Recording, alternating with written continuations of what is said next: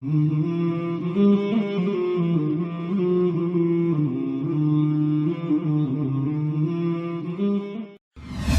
ar-Rahman ar-Rahim. Alhamdulillahi Rabbil Alameen.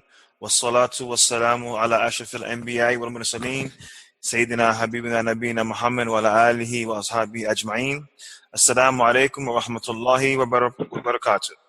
And welcome to Radush Shubuhaat podcast, in which Radush Shubuhaat and Incognito Islamic Productions welcome you to an intriguing dialogue with our dear brother and Sheikh Yusuf Ismail.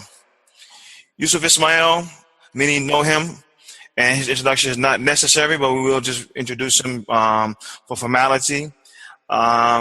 He has been someone that has been involved in the da'wah and calling to Islam and clarifying misconceptions about Islam for several years now. He has had formal debates with people like James White, Jay Lewis, and also he's been on ABN channels as well as other podcasts with Jonathan McLatchy and the like. He's an excellent source for Islam and an astute and dear brother to us. And we welcome you, Brother Yusuf. Assalamu alaikum wa rahmatullahi wa barakatuh. Thank you for the introduction. It's good to be on your program. I am not a sheikh by any means. I'm simply basically involved. And I don't say this with any form of humility, but I'm actually honest. I'm an attorney by profession. I'm involved with the Islamic Propagation Center International in South Africa. That's a center that was formed by the late Sheikh Ahmed Didat. And certainly it's good that we have these sessions and these meetings, particularly with the kind of Islamophobic propaganda that we see in different parts of the world. So it's fantastic to allow me to be hosted on your program. The honor is ours, Brother Yusuf. And if I say Sheikh, it's just out of respect and endearment. So, certainly. mashallah, it's just something I appreciate that. And if I say a pardon with no intent of flattery there. So our topic today that we're going to discuss, inshallah, is a closer look at violence, slavery, and rape in the Quran and in the Bible. And we want to look at these issues because this is some issues that comes up a lot, especially from the Islamic community against Islam.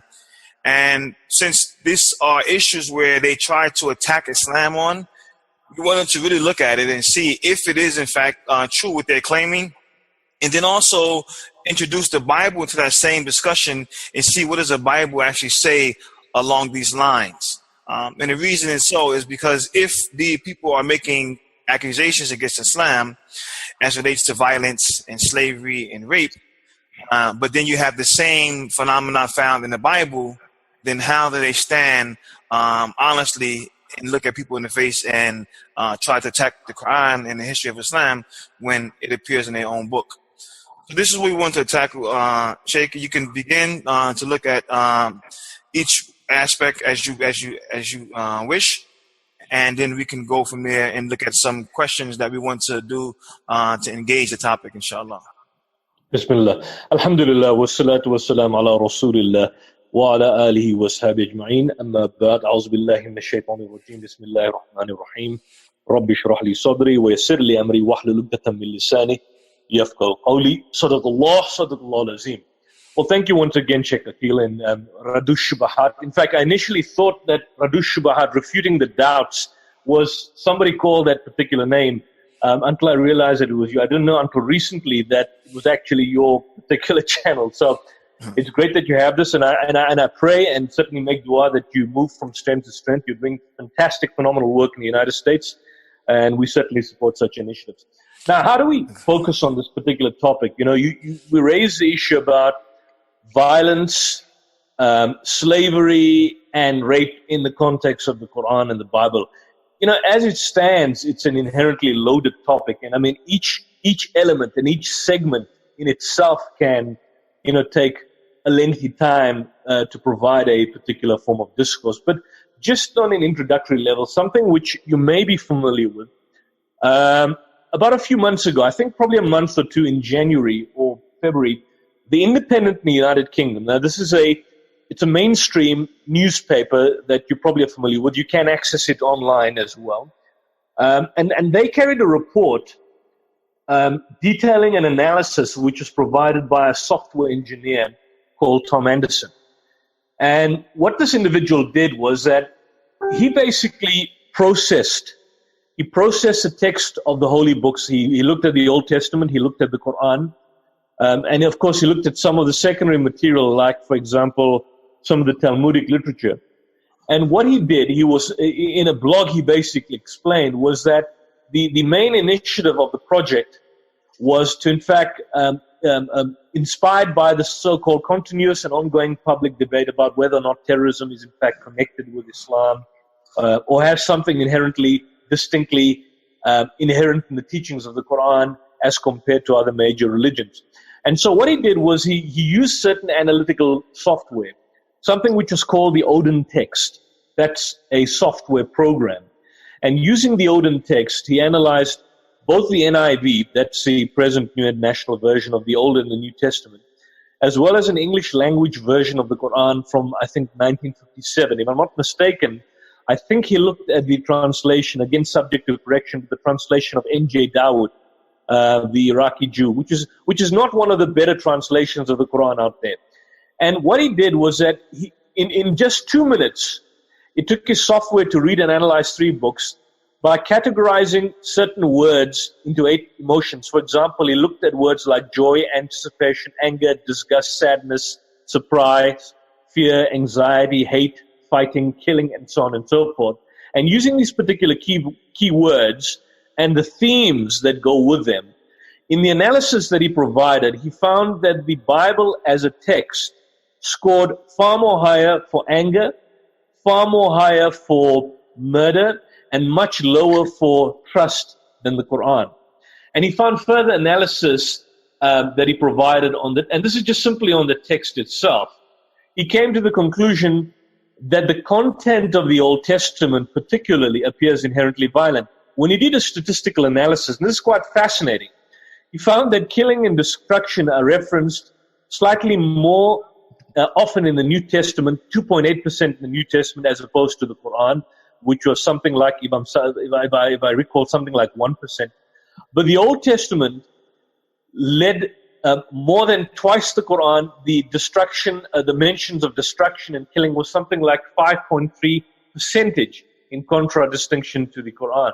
And so, in a sense, this simple, simplistic analysis, just simply by using a software text, which he utilized to analyze the particular books from a literary point of view, at the very least gave a clear indication in terms of which book appeared to be violent, at the very least on face value, or rather where the emphasis was on violence, just purely looking at it from the point of view in terms of analyzing the 3 books using this specific software program. And I think this in itself, although it's not inherently significant, but it's very telling, it's extremely revealing, bearing in mind the fact that generally the consensus seems to be amongst the non-Muslim public, or amongst those who have some degree of misinformation about Islam, that the Quran is inherently more violent as opposed to the biblical text.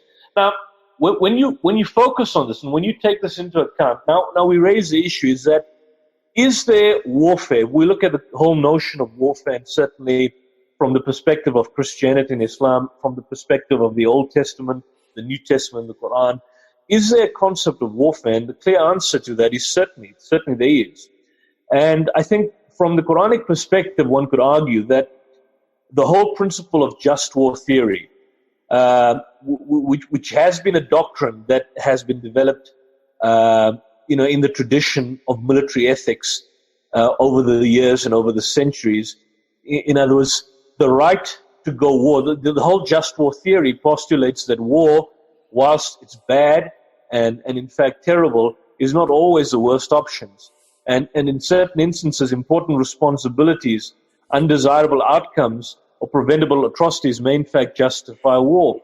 And when you basically tie that up to the Quranic point of view in terms of how it views warfare and how it views the whole notion of fighting, you can find that, from the purely Islamic perspective, this is a totally reasonable and logical perspective that anyone would basically adopt in terms of analyzing the whole notion of warfare from the perspective of the Quran, in contrast to, for example, other religious traditions.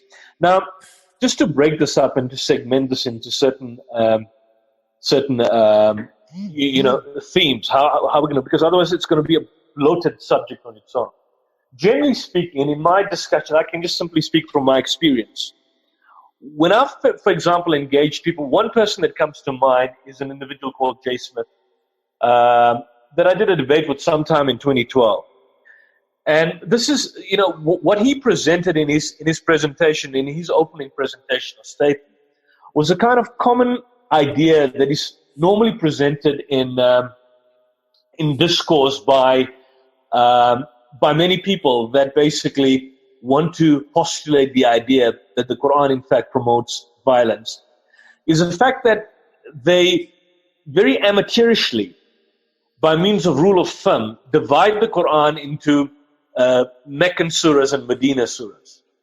And on that basis, they argue that since the Meccan surahs are reflective of the early life of the Prophet Muhammad sallallahu alaihi wasallam, so by necessity it would mean that at that stage there was no actual physical fighting or defensive warfare that took place. And so from that perspective, the Meccan verses are inherently peaceful.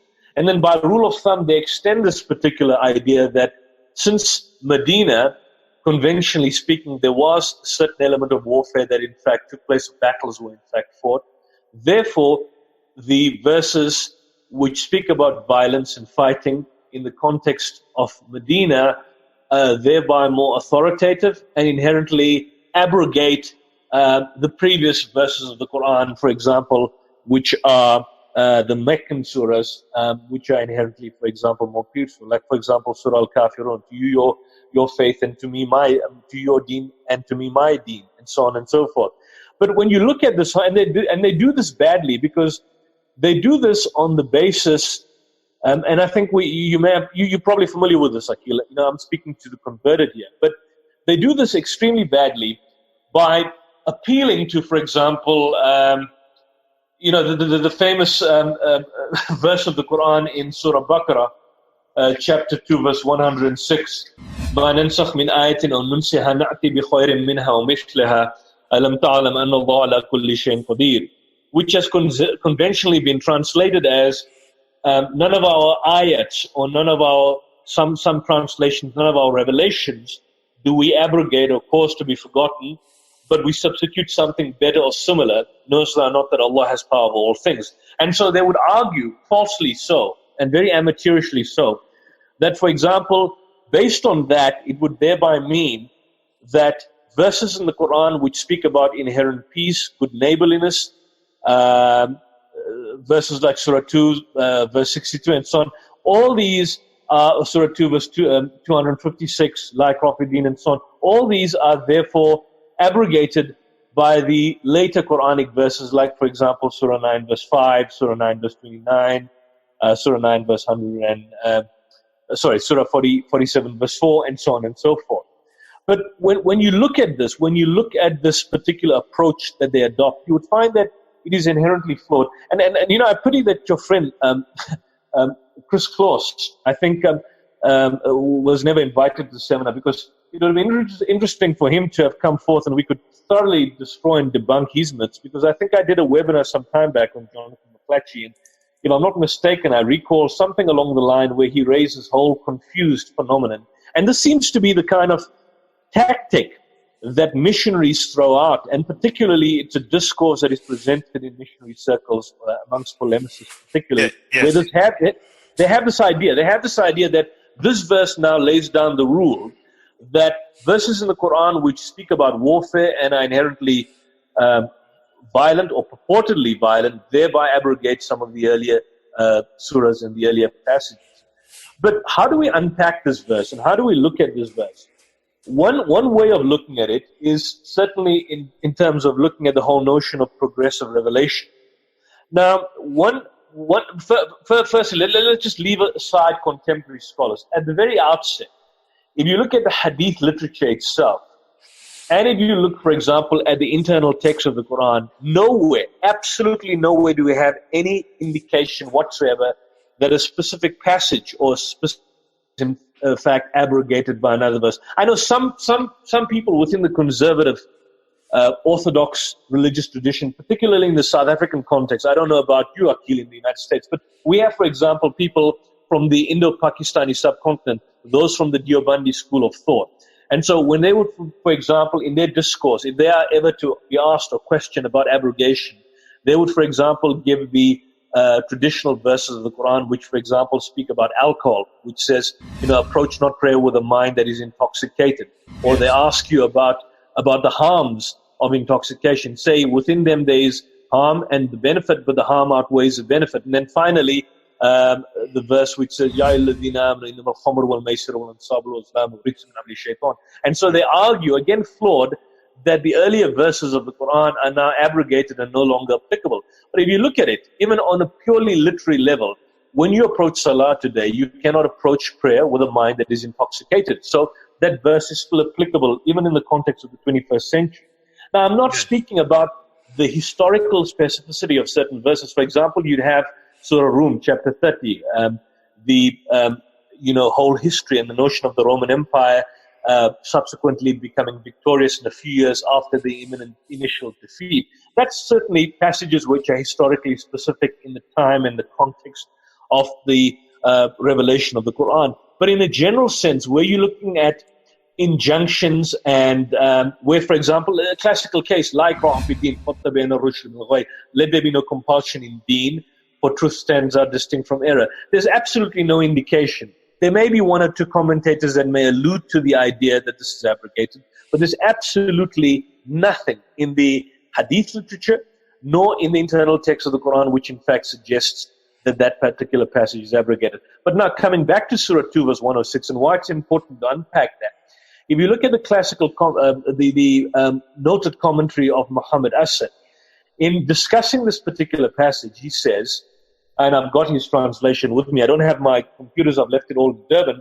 He says that if we read this verse with the previous one, that's verse 105, which states that the Jews and the Christians refuse to accept any revelation which might supersede that of the Bible. For if this particular verse is read in that way, then the abrogation in fact relates to the earlier divine message and not to any part of the Quran. And so, as opposed to translating ma nansakh min ayatin or nunsa as none of our ayats do we abrogate or annul, he translates it as any message which we annul or consign to oblivion, we replace with a better one. And then he goes on, would you perchance ask of the apostle who had been sent to you what was asked aforetime of Moses? Whoever chooses to deny the truth instead of believing it has already strayed away from the path. Now, what's an example? What would be an example of that? And an example of that would be in Surah Ma'idah. I'm just going to paraphrase it, but if you look at Surah Ma'idah, chapter 5, verse 47 to 48, there it speaks about what was revealed to Musa alayhi salam. Mm-hmm. And in particular, it speaks about the lex talionis, the whole notion of life for life, eye for eye, nose for nose, ear for ear, and tooth for tooth. So, again, it reads, it was we who revealed the law, that's the Torah, to Moses, and we ordained therein for them life for life, eye for eye, nose for nose, ear for ear, and wounds equal for equal. And then the Quranic verse goes on. It says, but now, so in other words, now, it's given the present position. Now, if anyone remits the retaliation by way of charity, it is an act of atonement in itself. So can you see that initially the standard was the lex talionis. There was no room for forgiveness. It's an eye for an eye, a tooth for a tooth, wounds equal for equal. But now there is the gravity of that particular law has been somewhat subdued by the fact that one can in fact remit that retaliation by means of charity. So you can find now in this particular context then that a law which was specifically inherent in the Mosaic dispensation is now being abrogated by the new revelation, the wahi that is now being coming and basically laying down the new standard and of course the new law. And of course it concludes by saying that if any fail to judge by the light of what Allah or we have revealed, then they're no better than wrongdoers. That, in my opinion, or as many scholars have pointed out, can be viewed to a certain extent as a classical example of what abrogation is. So there is a general modern scholarly consensus that when the Quran, and in particular Surah 2 verse 106, speaks about abrogation, that the abrogation, in fact, is the abrogation of the previous biblical dispensation, and it has absolutely nothing to do with one verse of the Quran abrogating another verse of the Quran. And I'll just end on one other particular point, is that there are also, besides this verse here, there's another verse in Surah Nahl. I think it's وَإِذَا بَدَّلْنَا آيَةً مَكَانَ آيَةٍ وَاللَّهُ أَعْلَمُ بِمَا يُنَزِّلُ قَالُوا إِنَّمَا أَنْتَ مُفْتَرٍ. That when we substitute one ayah, or as some have argued, one revelation for another, Allah knows best what He reveals in stages. Now, Yusuf Ali and certainly Muhammad Asad have also translated as revelation, but bearing in mind that those individuals, and particularly I may add from the Christian community, because they cite these verses, they cite this verse as another passage indicating abrogation. One thing which is quite interesting is that the general idea, those who are promoting this idea, is that abrogation took place in Medina. And so you have a verse of the Quran in Surah 2, verse 106, detailing abrogation. And of course, you've got verses of the Quran which abrogate previous verses of the Quran. That's a so-called theory that's provided. However, what is quite fascinating and interesting is that Surah Nahl is not a Medina surah, it's a Meccan surah. And the question now is that how does it logically make sense that if Surah Nahl speaks about the abrogation of a verse of the Quran, abrogating a previous verse, and if abrogation is a phenomenon that took place or occurred in Medina, then how is it possible that a Meccan surah is alluding to the whole concept of abrogation, which is supposed to take place in Medina and which is supposed to abrogate the previous Meccan verses? So those individuals who cite these, who basically cite this in order to justify the idea that violent verses of the Quran abrogate peaceful verses of the Quran, really don't know where they stand to it. And if you can look at the last discussion we had with this individual, Mr. Dagdok or Dagduk, a few weeks ago, he reached a stage where he became so desperate that he even went to the extent of arguing that Surah 9 verse 5 abrogates verses which come after it, like Surah 9 verse 6. So you reach this whole nonsensical conundrum, a totally nonsensical conundrum when we promote this kind of idea. And so at the outset, we need to understand that when the Quran speaks about abrogation, it's speaking particularly about doing away with, abrogating the previous biblical dispensation, doing away with what was there in the law of the Torah, and not necessarily the verses of the Quran. There may be certain scholars that may disagree. Some people could possibly cite Ibn Kathir and others. One would note that Ibn Kathir comes many centuries later.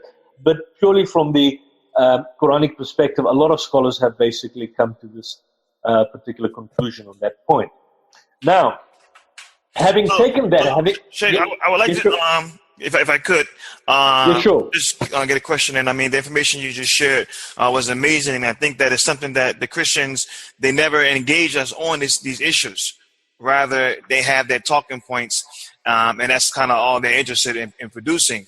But I wanted to ask you a question. Aside from the abrogation discussion, would it be sufficient in and of itself, the final? Because the Christians like to say that the jihad, the warfare in Islam, is like the last marching orders from the Prophet Muhammad sallallahu alaihi wasallam. So you have the peaceful verses in Mecca, and then you come to Medina, and these are his last marching orders. But wouldn't the life of Prophet Muhammad, peace be upon him, himself, refute that idea by the fact that when he came into Medina with 10,000 of his companions, and he met only a handful of those who were weak and persecuted him before, he forgave them. If it was in fact a marching orders to go out and do this unleashed, open-ended killing, wouldn't Mecca reflect that upon the conquest? No, absolutely. And I think you basically put it spot on, that the conquest of Mecca was inherently a peaceful enterprise. But besides that, even in the lifetime of the Prophet, when war in fact became inevitable, I mean, subsequent to Mecca, you've got, for example, the Battle of Hunayn and so on. Even when war became inevitable. And in the latter part of his life, he set down and laid down clear categorical injunctions. You do not kill those who are basically non-combatants. You do not basically engage in the destruction of infrastructure. You do not destroy the environment. I mean, there was concern shown, for example, of the birds and the nests in the trees. You are to bury the dead with a degree of respect. The bodies of the dead combatants are not in any way to be mutilated. So certainly within his lifestyle and within the Surah literature, there is this inherent caution that is, there was no concept of collateral damage in a manner of speaking. And when that did happen, on the assumption that, for example, there were cases where I think Bukhari mentioned something along the line during one of the ghazwat that a woman was found killed in one of the hadiths, and Allah's Apostle disapproved of it. He had disapproved of it immensely, disapproved of that particular killing. And so you find that his lifestyle basically, and the life of the Prophet ﷺ totally debunks and destroys this whole notion that the final marching orders of Islam were basically violent. But be that as it may, you don't even have to go. You don't even have to go to the secondary surah material or the hadith material for that particular matter. Just on the assumption, I mean, and if we have the time, I know with these kind of sessions, it's so difficult to unpack because it's just each and every segment goes into a different discussion. Even if you look at the so-called verses that they cite, for example, those very verses that they cite show the extreme opposite. I mean, it's something which I call that the cut and paste syndrome, the cherry-picking fallacy. You'd, for example, look at these so-called memes on the internet, for example, which would say, fight the unbelievers, cut the heads of the infidels, fight the Jews and the Christians, slay the unbelievers wherever you find them, which in fact is a mistranslation of Surah 9 verse 5. But to give you a classical example, you've got people like Robert Spencer, for example, and Spencer is someone who knows this. He should be in the know at the very least. You've got people like Jay Smith from the missionary perspective. And they certainly they're not individuals that are picking up memes. They have had some degree of understanding and reading and recitation of the Quranic text and other Islamic material. Yet they do the same kind of cherry-picking, cut and paste syndrome fallacy that would be done by someone who's totally ignorant. So, for example, they quote, fight in the cause of God. Just simply that, fight in the cause of God. But they won't quote, for example, وَقَاتِلُوا فِي سَبِيلِ اللَّهِ الَّذِينَ يُقَاتِلُونَكُمْ وَلَا تَعْتَدُوا إِنَّ اللَّهَ لَا يُحِبُّ الْمُعْتَدِينَ. Fight those who fight against you. So that context, and this is a problem, that context is never in fact provided. Another example, Surah Anfal, which is also viewed as the latter Medina Surah. Classic example, which is quoted, Surah 8 verse 61, which deals and documents the whole notion of fighting and making steeds of war available so that basically there would be fear for your enemies, those who you know and those who you do not know. What about the verse which comes thereafter? وَإِن جَنَهُ لِلسِّلْمِ فَاجْنَحْ لَهَا وَتَوَكَّلْ عَلَى اللَّهِ إِنَّهُ هُوَ السَّمِيعُ الْعَلِيمُ. If the enemy incline towards peace, do they also incline towards peace and trust in Allah? So you can see that even when you look at the verses which in fact speak about warfare and speak about some degree of fighting that takes place, in almost every circumstance, perhaps with the exception of Surah 9 verse 29, which we'll go into, but in almost every single verse reference, it is always in the context of defensive warfare. Surah 8 verse 61, if they incline towards peace, you should also incline to it and put your trust in Allah. Surah 4 verse 90, if they withdraw from you and fight not against you and offer you peace, then Allah has opened no way for you against them. And strangely enough, Surah 4 verse 89, that's a verse which basically appears before this, is sometimes quoted as a verse which in fact authorizes the death penalty for apostasy. And again, that's another discussion about the whole notion of irtidad, whether it in fact is conventional apostasy or there's something more to that. But when you look at the particular verse itself, it speaks about those who basically reject faith, certainly, and they engage in a degree of hostility against you. But verse 90 says that if these same people withdraw from you, It doesn't speak about them accepting Islam or re-accepting Islam. Just simply withdraw from you, fight not against you, and offer you peace. Then Allah has opened up no way for you against them. And so that, even the point that you made, Akil, which is an excellent point. And the thing is, it's so inherently frustrating. It's so inherently frustrating that you have the same theme that is coming across all the time by people that are basically, who are putting themselves forth as apologists. More often than not, they're engaging in a form of gutter polemics, and are rather doing this out of a deliberate agenda. Because a lot of them are not basically out there to, they really don't care. They don't care basically whether Muslims are peaceful or not. I think David Wood himself basically made a comment in this debate he had with Shabir Ali on the whole notion of peace and violence, if I'm not mistaken, that somehow or the other it's good for his ministry when Muslims, for example, engage in violence. One key point you need to understand is that a lot of these people, their whole modus operandi and agenda is evangelization. It's to spread the gospel in whatever way possible. So if they do it in a dishonest fashion, that basically achieves their purpose. So, for example, the whole notion is Islam is violent, the Quran is violent, it calls you to violence, therefore it's an evil book, therefore you should reject it, and therefore you should accept Christ. It's a very dishonest approach in terms of how you approach the particular faith. Some honest Christians are seeing through this particular scam and are basically calling them out on this. And so I think it's important that when you look at the text, you need to look at the text, you need to look at the context, you need to look at the whole principle of the Asbab al-Nuzul, or the cause of revelation itself.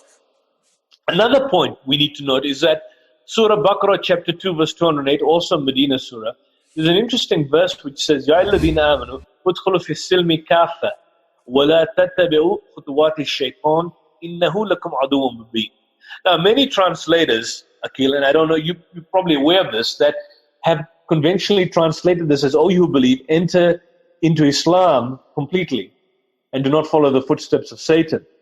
However, some apologists, Shabir Ali amongst others, and we've got a few others in the United Kingdom, and a lot that have looked at some of the classical Arabic grammarians. And as I understand, Akil, I'm not an Arabic linguist, I'm not an Arabic scholar by any means, but if you look at, for example, as the judge was an Arabic grammarian, I think he points out the idea that this verse in question speaks about silm.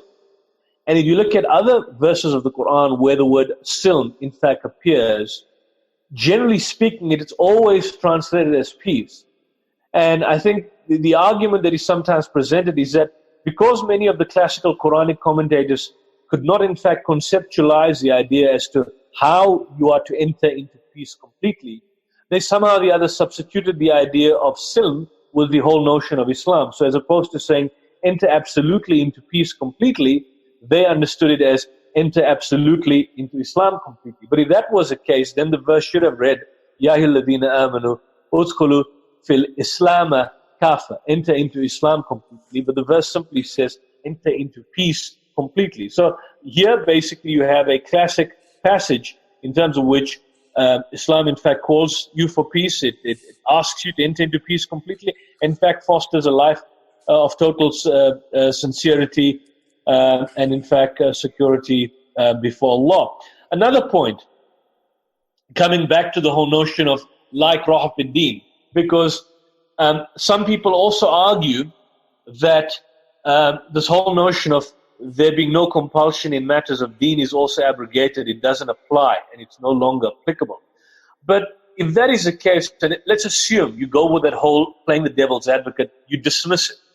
Astaghfirullah. But let's assume you dismiss that verse and it's no longer applicable. But then you've got other passages in the Quran, for example, لِكُلِّ أُمَّةٍ جَعَلْنَا مَنْسَكًا هُمْ نَاسِكُوهُ فَلَا يُنَازِعُنَّكَ فِي الْأَمْرِ وَدُعُ إِلَىٰ رَبِّكَ إِنَّكَ لَعَلَىٰ هُدًى مُسْتَقِيمٍ. Now in that verse, it says, to every people or every ummah, we have given people ways and you've given them rites and ceremonies which they must follow. So Allah doesn't stop it. He says, you've given them rites and ceremonies which they must follow. But وَدُعُ إِلَىٰ رَبِّكَ إِنَّكَ لَعَلَىٰ هُدًى مُسْتَقِيمٍ. Invite them or summons them, give them da'wah, or call them to the way of thy Lord, summons them to the way of thy Lord, for thou art assuredly on the right path. So it accepts the fact that there are different communities and different people who may have different ways and different cultures and different norms and different ways of doing things.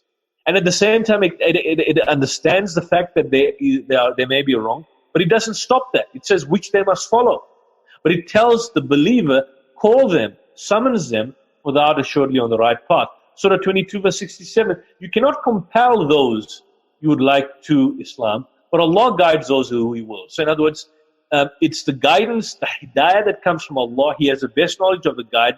And so nobody can theoretically compel anyone to Islam. And again, this whole idea is totally fallacious, logistically impossible, because even on the assumption that someone can be compelled to Islam, let's assume I call you, I have a gun or sword or a knife and say, accept Islam, and then you recite the Shahada. Then what? Does that mean I've changed your heart? So every person now who accepts Islam just simply by verbal testimony, but his heart is not changed, what kind of community is being created? I mean, this is a community of hypocrites. It's a community of it's a total washout community, because such a community will not become self-sustaining, and over a particular period of time, that entire civilization would basically self-destruct. So from a Quranic point of view, this whole idea is fallacious, it's wrong, it's false, and certainly from the from a logical standpoint, the whole notion of compelling anyone to accept Islam is totally wrong. And just to conclude on that point, Akhil, and then we can probably expand it to other issues. Go ahead. If I could engage you just on one point you just brought up, which is an amazing point, is the whole idea of the submission that is required in Islam. Allah requires a submission from the individual, and that, I mean, this is submission from his heart. And if, like you mentioned, the idea was to force everyone to become Muslim, then the submission of the heart is not there, and this is what Allah has required of us, as He says in the Quran, يَوْمَ لَا يَنْفَعُ مَالٌ وَلَا بَنُونَ إِلَّا مَنْ أَتَى اللَّهَ بِقَلْبٍ سَلِيمٍ. So the day when nothing's going to benefit man, not sons or riches, but the one who brings to Allah a sound heart. If Allah is demanding that we come to stand before Him with a pure heart and pure intention, then how does this factor into the fact that the same book and the same God has forced people to become Muslim by the sword when He's requiring people to submit with their heart? So, I mean, you can see clearly that the principles of Islam does, in fact, along with all of the verses that you mentioned, which is an amazing episode of showing these verses clearly for what they are, refute the idea that violence is something that's sanctioned in Islam to the point of conversion, and there's nothing other than that. So absolutely, and I think you 100% on, and just on that point alone, this whole fallacy will be totally destroyed. That's why, you know, it's becoming increasingly frustrating over the years to hear the same churned out arguments which are so utterly ridiculous, so basically false. I mean, it's been going on for more than a century. This is the idea of Islam being spread by the sword. Okay, it's not as crudely put as it was by some of the classical Orientalists. But again, this idea, as you pointed out, I mean, you can't change the heart. The whole notion of self-surrender, the submission by the heart, cannot happen if you compel someone under the basis or under the purpose of duress. And this takes me to the other issue of irtidad or apostasy. Now, I'm not gonna go into the whole debate on that. That in itself could be a debate, because there's some schools of thought within the fiqh legislation which lend to the idea that irtidad or apostasy, as it's been translated, can be punishable through execution. There are other scholars that argue that a peaceful apostasy, and they would cite many hadiths, do not basically result in any form of death penalty being the penalty for that, and that this has to be accompanied by some degree of active aggression by the state. But just on that point, there are certain key verses which are basically a point for the attention. Surah Al Imran, chapter 3, verse 89. Just the English, it speaks about those who believe after their believing, those who disbelieve after their believing, and thereafter increase in their disbelief, their repentance shall not be accepted, and these are they that go astray. Now, note what the Quran says. It says, there are believers out there who disbelieve. And not just that, they increase in their disbelief. Now, here's the point, that simply disbelieving, if apostasy was just simply punishable by death, just simply for disbelieving, then why would the Quran speak about the whole notion of increasing in their disbelief? Because if you increase in your disbelief, then that means you are given an opportunity to further your disbelief to another level entirely. And so if the death penalty was in fact imposed or supposed to be imposed for just purely apostasy, then how are you given the opportunity to increase in your disbelief? It's something which I basically saw. Another passage, Surah 3 verse 71, the verse which is before this, it speaks about a party of the people of the book, the Jews. They are saying, of our belief, in other words, belief in that which has been revealed to those who believe in the first part of the day, and disbelieve in what has been in what is revealed in the latter part of the day, and perhaps then they, Muslims, may also effectively apostatize. In fact, if I just go to the verse, I'm just opening the Quranic text. I think it's Surah 3, if I'm not mistaken. Surah 3 verse 71. I've got the section, so depending which verse of the Quran. وَقَالَ طَائِفَةٌ مِّنْ أَهْلِ الْكِتَابِ آمِنُوا بِالَّذِي أُنزِلَ عَلَى الَّذِينَ آمَنُوا وَجْهَ النَّهَارِ وَاكْفُرُوا آخِرَهُ لَعَلَّهُمْ يَرْجِعُونَ. A section of the people of the book, that's the Jews, would say, believe in the morning what is revealed to the believers, but reject it at the end of the day, perchance that they may themselves turn back.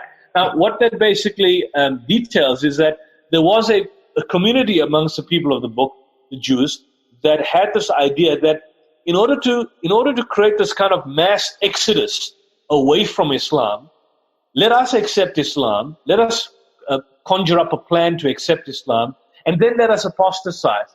And then if we do that, perhaps Muslims seeing this and seeing our disbelief after having accepted Islam may also leave Islam. Now, such a plan in itself, which the Quran alludes to and makes reference to, would have been impossible if apostasy was purely punishable by death. And we've got absolutely no indication from the classical Islamic material where that basically happened. And so, but even if one were to argue, let's assume one argues the fact, because this is a key point that is brought up by some of our usual suspects out there, and they know who they are, that they argue the fact that within Islam it has this whole notion of execution for apostates. How do you contrast that with the biblical tradition? If you look at Deuteronomy chapter 13, the book of Deuteronomy itself, it speaks about a prophet or a dreamer of dreams.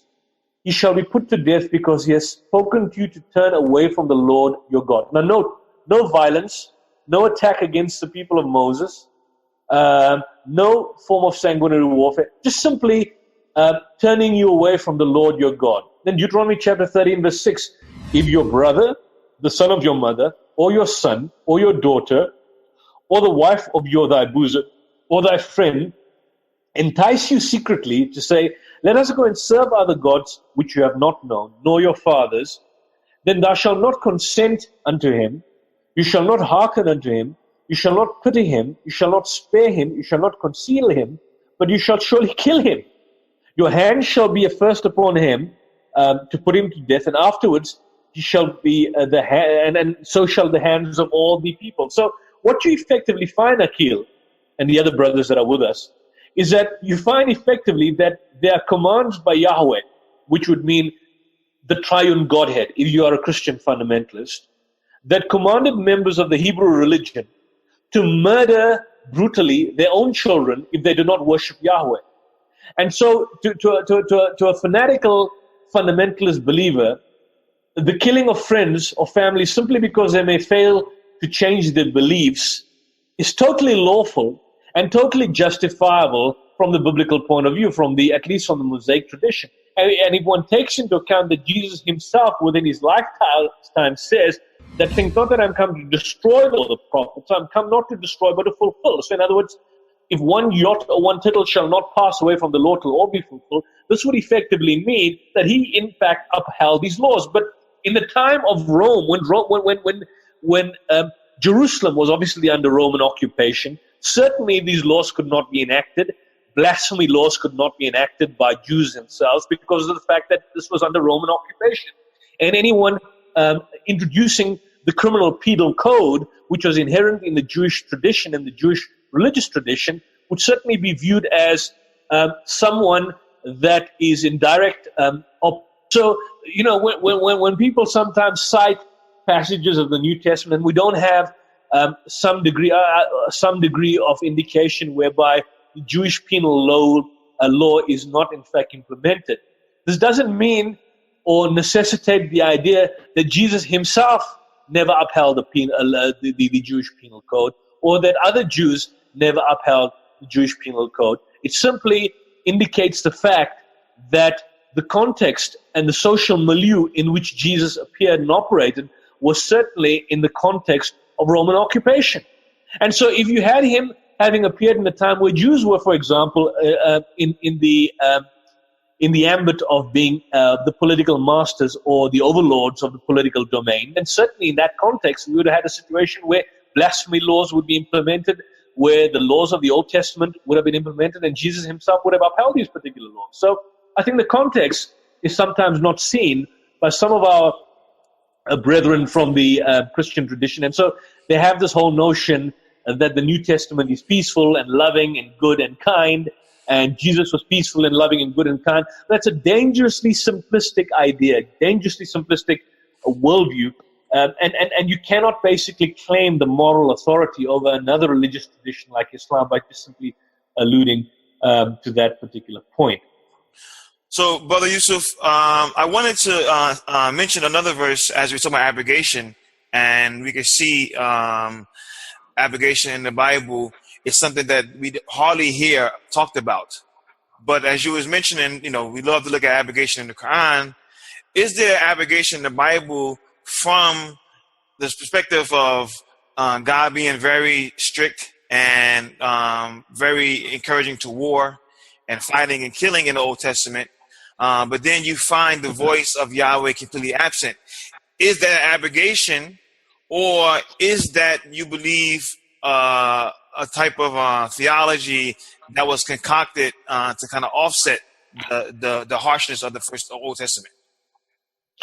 I wouldn't say it's abrogation. I wouldn't say it's abrogation in any sense. I know there is many theologians raise this idea that there is a transition from violence in the old, historically specific to the time of the Canaanites and the time of Joshua, and then there's a transition of a period of peace in the lifetime of Jesus.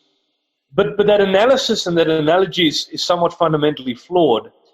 As I mentioned earlier, that certainly, if you're looking at the New Testament writers, I mean, the concept of God as contained in the New Testament is certainly, I mean, theologically, it appears to be different from the context of Yahweh, which is, God of vengeance in the Old Testament. You can clearly see that shift is there. But I think that's more particularly the literary style and the apologetic motif of the particular writer of the particular text of the New Testament, which presents this particular idea.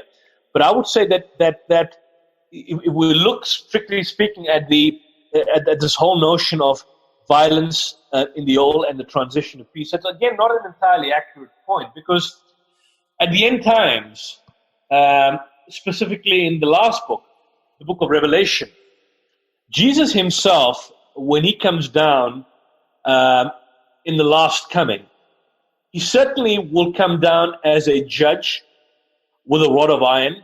In fact, the book of Revelation speaks about the white-robed multitude, and it speaks specifically about Jesus himself coming to rule with a rod of iron, and a sword will inherently be sticking out of his mouth, and he will in fact be destroying his enemies, and his enemies will be made his footstool. So that's particularly a violent apocalyptic image that is mentioned in the old times, and certainly within the context of the gospel tradition. If you look at Luke 19:27, when he says, "Those enemies of mine that would not allow me to rule over them, bring them here and slay them before me," that in itself, although it's part and parcel of a broader parable, it is an allusion to the end times, where Jesus himself will come and violently judge and destroy his particular enemies.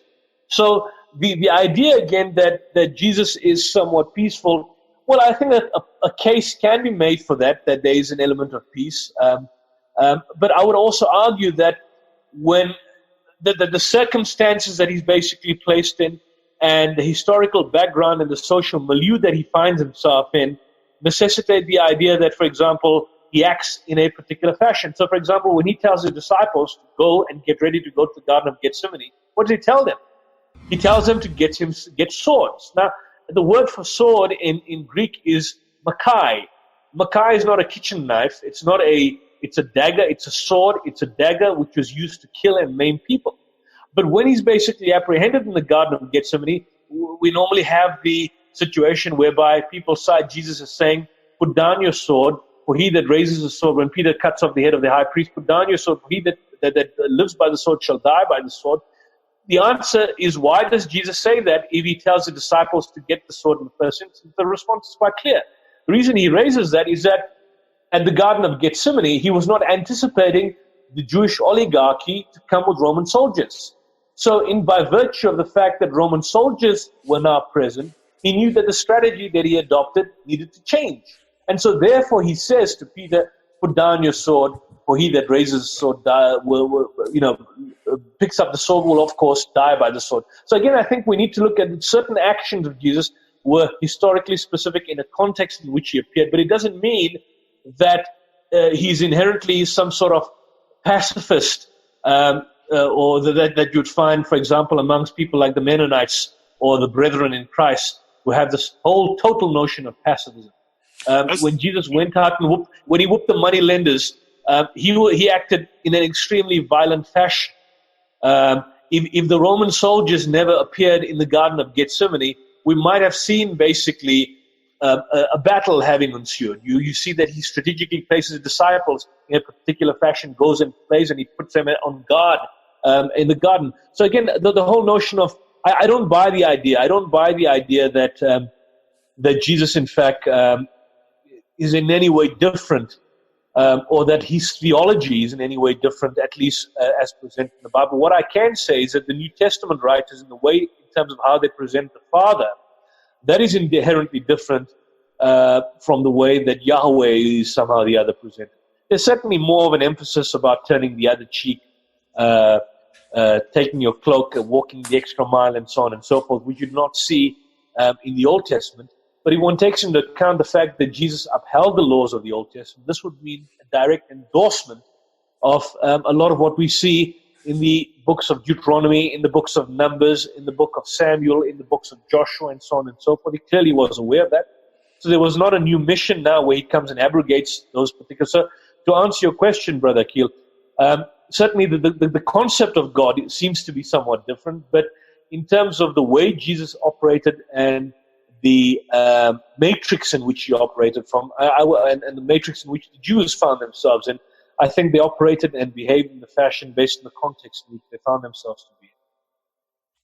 And I think that can be highlighted by the fact that in the Old Testament, you constantly hear the voice of God.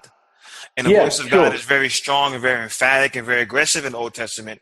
But when you come to the New Testament, what happens, in fact, is that you don't have that voice of God there. I mean, basically, these are biographies that someone's writing about it, but never you hear God speaking. So that change and shift in focus seems to be coming more from people who want to insert something into God, as opposed to actually what Yahweh introduced himself as in the Old Testament. Yeah, the idea of Yahweh seems to be extremely vindictive in the Old Testament. I mean, you see places where people are looking into the covenant box, and he, for example, strikes them down. 50,070 pass the covenant box of the Lord, and he murders them all after they all pass him by. Where one of his prophets, for example, is mocked by children, where they accused him of being a bald man. I can't recall who the prophet was, and then he sends she-bears to go and murder them and kill them. And the commandments of God, very vindictive, very aggressive, and I think this goes down again and boils down to the writers, that these books were written centuries apart, perhaps millenniums apart, And the writers of the New Testament were writing for a different community. And they were not writing for one community. The writers of Matthew, for example, were writing to a different community than the readers, for example, of Mark, and the readers of Luke, and the readers of John. Readers of John, for example, never had access to the readers of Mark. So even in the context of the New Testament, not just God, but even the way how Jesus is presented, you talk again about this evolving Christology. You have this whole different literary style and literary standard. And certainly I'd agree entirely. The concept of God certainly inherently differs between Old Testament and New Testament. But I don't think that's a case of an abrogation. There's no abrogation that takes place. It's purely the kind of the literary style of the writer, or the understanding of the writer. Most of these books were written pseudonymously or anonymously, for example. And so we don't know the psychology behind many of the writers and what was motivating them and what were some of the theological motifs that they wanted to emphasize and basically bring forth to their particular community. We have an interesting discussion that's going to go up on the channel soon, which is very close to this, related to it. And it is, does God in the Old Testament speak for Jesus also? So, the Christian theology is that they're one. So if God says something in the Old Testament, did that also come from Jesus? Was Jesus equally responsible for that verdict that was issued in the Old Testament? So it's something interesting to look forward to. Well, it stands to reason. It stands to reason, Akil. I mean, and this is the idea, because the general idea is Yahweh, or Yahweh basically comprises of the triune Godhead. So if, for example, I'm just looking at a verse which I've opened now, 2 Chronicles chapter 14, verse 9. It speaks about Zerah the Ethiopian, who comes with a host of 1 million people. And the Lord smote that's Yahweh, he murdered the Ethiopians before Asa and before Judah, and the Ethiopians fled. Now, here's a case whereby Yahweh is engaging in mass murder, and he's engaging in a mass murder of black people. But I want to come back to this idea, because I think in the limited time we have, I want to focus on Surah 9, because you did allude to it earlier on, Akil, and I think raised the point that, and in particular Surah 9 verse 5, which is famously good and generally speaking quoted by a lot of people, some in knowledge and certainly having seen that verse in isolation, come to this idea that this particular passage is a call to arms and a call to just simply go out and slay all forms of unbelievers. Now, generally speaking, when it's quoted, and I see even when it's quoted by knowledgeable people, they sometimes quote this verse as saying that when the sacred months have passed, slay the unbelievers wherever you find them, and take them captive and besiege them and lie in wait for them, and so on and so forth. However, even that translation on its own is totally wrong. It's totally false. If you look at the translation, it says in Surah 9 verse 5, فَإِذَنْ سَلَخَ الْأَشْهُرُ الْحُرُمُ فَاقْتُلُوا الْمُشْرِكِينَ حَيْثُ وَجَدْتُمُهُمْ وَخُذُوهُمْ وَاحْصُرُوهُمْ وَاقْعُدُوا لَهُمْ كُلَّ مَرْصَدٍ. So at the very outset, when you look at this particular verse itself, it doesn't speak about when the sacred months are past, slay the unbelievers. It speaks about when the sacred months are past, slay the polytheists wherever you find them, take them captive, besiege them, and lie in wait for them in every ambush. And generally speaking, they quote this verse, Akil, and they leave it at that. And so they would now argue that when you see ISIS, and when you see Al-Qaeda, and when you see Boko Haram and Al-Shabaab, they are acting on this verse.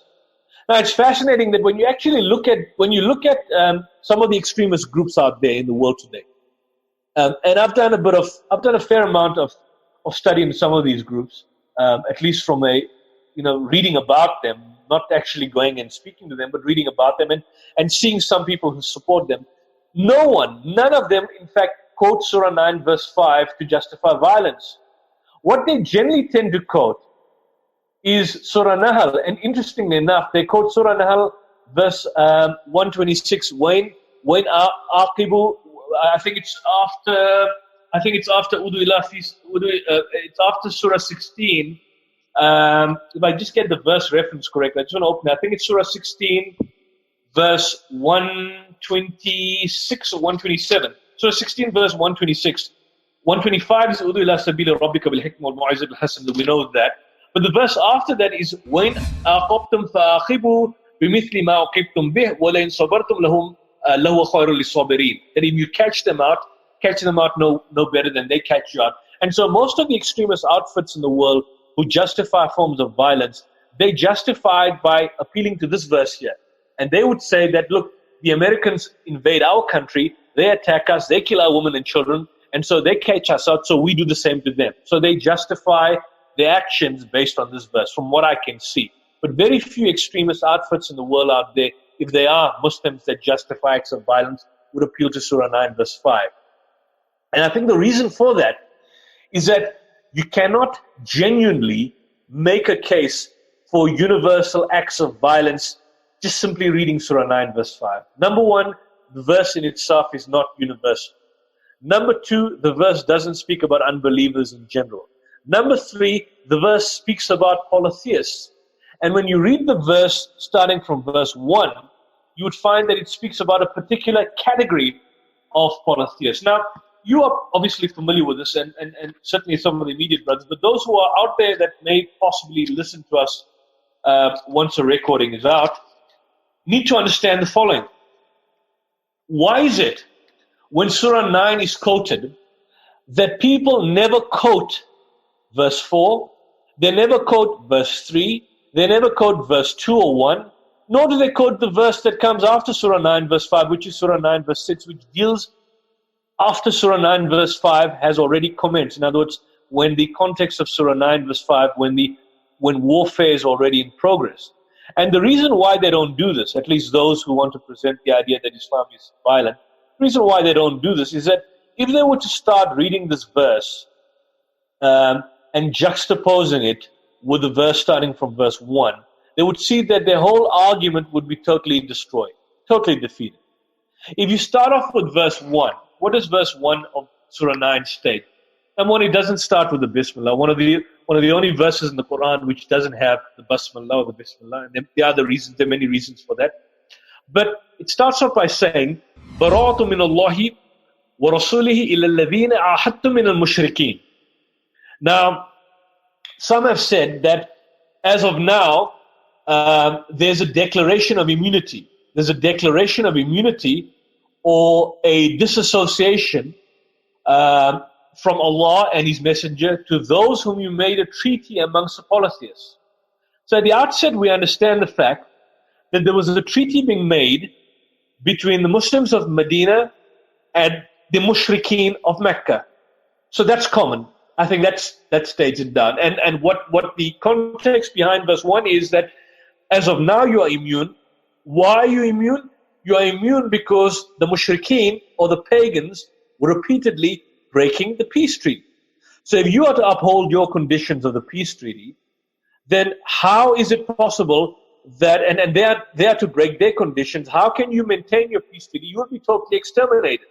So therefore the Quran starts off by saying that as of now you are also immune from continuing this treaty amongst the polytheists because of the fact that they have broken the treaty. Then verse 2 starts off by saying, go forward, backwards for 4 months, but know that you cannot frustrate Allah. Verse 3, announcement from Allah and His Apostle to the people on the day of the great pilgrimage, that Allah and His Apostle dissolve obligations with the pagans. If you then repent, it would be best for you if you turn away. Know that you cannot frustrate Allah and proclaim a grievous penalty to those who reject faith.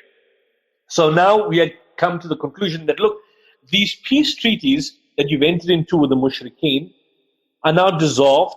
You are immune from upholding your conditions because they have not kept up their conditions. But is this now, in the context of when the verse was revealed, is this now universally applicable to all polytheists? And verse 4 provides the answer. If you look at verse 4, there's an exception to the declaration of immunity which was mentioned in verse 1. And verse 4 says, إِلَّا الَّذِينَ عَهَدْتُم مِّنَ الْمُشْرِكِينَ ثُمَّ لَمْ يَنْقُصُوكُمْ شَيْئًا وَلَمْ يُظَاهِرُوا عَلَيْكُمْ أَحَدًا فَأَتِمُّوا إِلَيْهِمْ عَهْدَهُمْ إِلَى مُدَّتِهِمْ إِنَّ اللَّهَ يُحِبُّ الْمُتَّقِينَ. Now, those treaties, not dissolved, excepted those with whom you made a treaty amongst the polytheists, and they have not been deficient towards you, they have not supported anyone against you, they have not aided anyone against you, you complete the treaty to the end of the term. So can you see, Akil, and some of the other brothers that may have listened, and certainly some of the viewers that will listen to this, and certainly some of the Christians out there, you know who you are, that at the very outset, Surah 9 verse 5 speaks about a particular category of polytheists. And again, it's not just simply including all polytheists, because the verse before that speaks about an exception of certain polytheists who basically upheld that treaty. So, Akil, there's an exception to the declaration of immunity that is mentioned in verse 1. And that exception is that those polytheists who upheld that treaty, you are to uphold it to the very end. Then comes verse 5, when the forbidden months are past, fight and slay the pagans wherever you find them. But who does this apply to? It doesn't apply to the polytheists in verse 4. It applies to the polytheists who broke the treaty and who are alluded to in verse 1. But again, it doesn't stop there. When war, in fact, becomes inevitable with these particular pagans who had broken their treaty and whom you are now commanded to fight and, of course, wage war against, what happens if those same pagans who have now started and commenced war with you and you are fighting against them are asking you for security? What does verse 6 say? Verse 6 says, وَإِنْ أَحَدٌ مِّنَ الْمُشْرِكِينَ اسْتَجَارَكَ فَأَجِرْهُ حَتَّى يَسْمَعَ كَلَامَ اللَّهِ ثُمَّ أَبْلِغْهُ مَأْمَنَهُ ذَلِكَ بِأَنَّهُمْ قَوْمٌ لَا يَعْلَمُونَ. That if any of the pagans, meaning those who broke their treaty, whom you are told in the previous verse to fight, if they ask you for an asylum, then grant it to him. And not only must you grant it to him, but escort him to a place where they must be secure, because these are people that do not know. Now, the question we need to ask is, what did these people do that resulted in verse 5 being applicable? Well, the answer is reading down further, verse 13. Surah 9 verse 13 says, will you not fight people who, 1, broke their oaths, 2, aimed at the expulsion of the Prophet, and I'm just breaking them down so that we can see the issues, and 3, attacked you first. So there were 3 aggravating factors which led to verse 5 being revealed and led to the fact of the declaration of immunity. 1, these pagans broke the oaths. Number 2, they aimed at the expulsion of the Prophet. And number 3, they engaged in the aggression by attacking the Muslim community first. And then it says, you fear them, but Allah has more right that you fear him if you are believers. Verse 8, they respect neither ties of relationship nor keep their covenants in your case. So you can see from this, Akil, that Surah 9 generally discusses a peace treaty between Muslims and pagans. The pagans repeatedly broke their treaty. Allah then declares a declaration of immunity in verse 1, necessitated by repeated treaty violations. And out of the treaty violation, there were 2 pagan tribes, according to Sirah literature, the Bani Damra, the Bani Kanana. They adhered to their treaties. The two exceptions to the declaration of immunity were twofold. There were those that upheld the treaty, and those that basically, even though you are now commanded to fight them, if they sought your asylum, you are to basically give him asylum. And I'll look at a translation of George Sale just to drive the point further. If you look at George Sale's translation of Surah 9 verse 6, this is what he says. And George Sale is a mischievous translation, probably one of the worst in terms of the antagonism that he held. He translates Surah 9 verse 6 as follows. He says, if any of the pagans, that is those who broke the treaty, he puts it in parentheses, seek thy protection, protect him till he hears the word of God and then convey him to a secure environment. This is because they're people who know not. And this is what else he says. He says, you shall give him safe conduct, that he may return home securely, in case he shall not think fit to embrace Mohammedanism. Can you see what he says? He says that you shall give him safe conduct, that he may return home safely, in case he decides not to embrace Islam. So how on earth, by any stretch of imagination, can Surah 9 verse 5 be applicable in terms of which somebody could simply use a verse to say, these are the final marching orders, and now you accept Islam, or we're going to find you, we're going to catch you, we're going to kill you, we're going to murder you, we're going to lie and wait for you. How can someone ever lead to that particular conclusion? And so, in a nutshell, when you look at Surah 9, the whole ambit of Surah 9, in my opinion, seems to be a total call to peace. In fact, the final marching orders now are call to peace. So, the situation, when this is pointed out, the situation reaches such a ridiculous proportion that you have situations like we had a few weeks ago where, faced with the overwhelming evidence, people are now saying that Surah 9 verse 5 even abrogates the verse that comes after it, Surah 9 verse 6, which is totally insane. Totally insane. So looking at Surah 9, there is no one, absolutely no one, can even cite this to suggest at the very remotest level that this is a call for violence against non-Muslims, against unbelievers, or even polytheists in a general sense. Clearly, when you look at we're not even going to the tafsir literature. We're not even looking at the commentaries. You're just simply looking at the text itself. What the text itself says. And when you look at the text, it tells you something totally different to what people have been conventionally trained to think about and what they've been conventionally trained to thought. And I think when you apply this model to almost every single verse of the Quran, and these are the so-called verses, bearing in mind what you pointed out earlier, Akhil, when we started the discussion, Sheikh, that these are the verses that are cited to suggest that they're now abrogating the earlier verses or the more authoritative verses. But when you look at them, they tell you something else entirely. So can you see how, again, we go back to the issue, how fallacious this whole notion is that Surah 9 verse 5 is a call to arms for violence? Yes. And I mean, what a wonderful examination of these verses in Surah 9, Sheikh. You brought up something in your discussion about the Bible, because oftentimes, we hear the Quran attacked for violence, but there's always some justification when we point out verses of violence in the Bible. And you cited a verse, I believe in 2 Chronicles, that mentions about the slaying of a large amount of people. Ethiopians. I think the Ethiopians. So I think with that idea, because I think we examined violence in a very thorough manner and showed that how contextually the Quran is not an advocate at all for indiscriminate violence, but there is some room to discuss that in the Bible. But in this particular verse, I think that takes us into our next segment or next topic of this, which is slavery, because oftentimes slavery is coupled with race. So after looking at the issue of violence and clearly refuting the polemics made against the Quran as relates to violence, oftentimes also slavery is brought up against Islam. And here, starting off with this topic, we have a verse in the Bible that mentions about the slaying of a particular group of people that's often identified with slavery. So what I wanted to ask you now is that let's tackle slavery both from the biblical perspective as well as the Quran perspective, and see how does this fare up. Yeah, sure. That's excellent. And I think again, Akhil, all these issues are topics on their own, and they're so vast, and we could basically we could spend an entire day exploring them and thoroughly, and I know with your expertise, totally demolishing this kind of nonsensical diatribe that basically is presented, which is becoming so common in the world.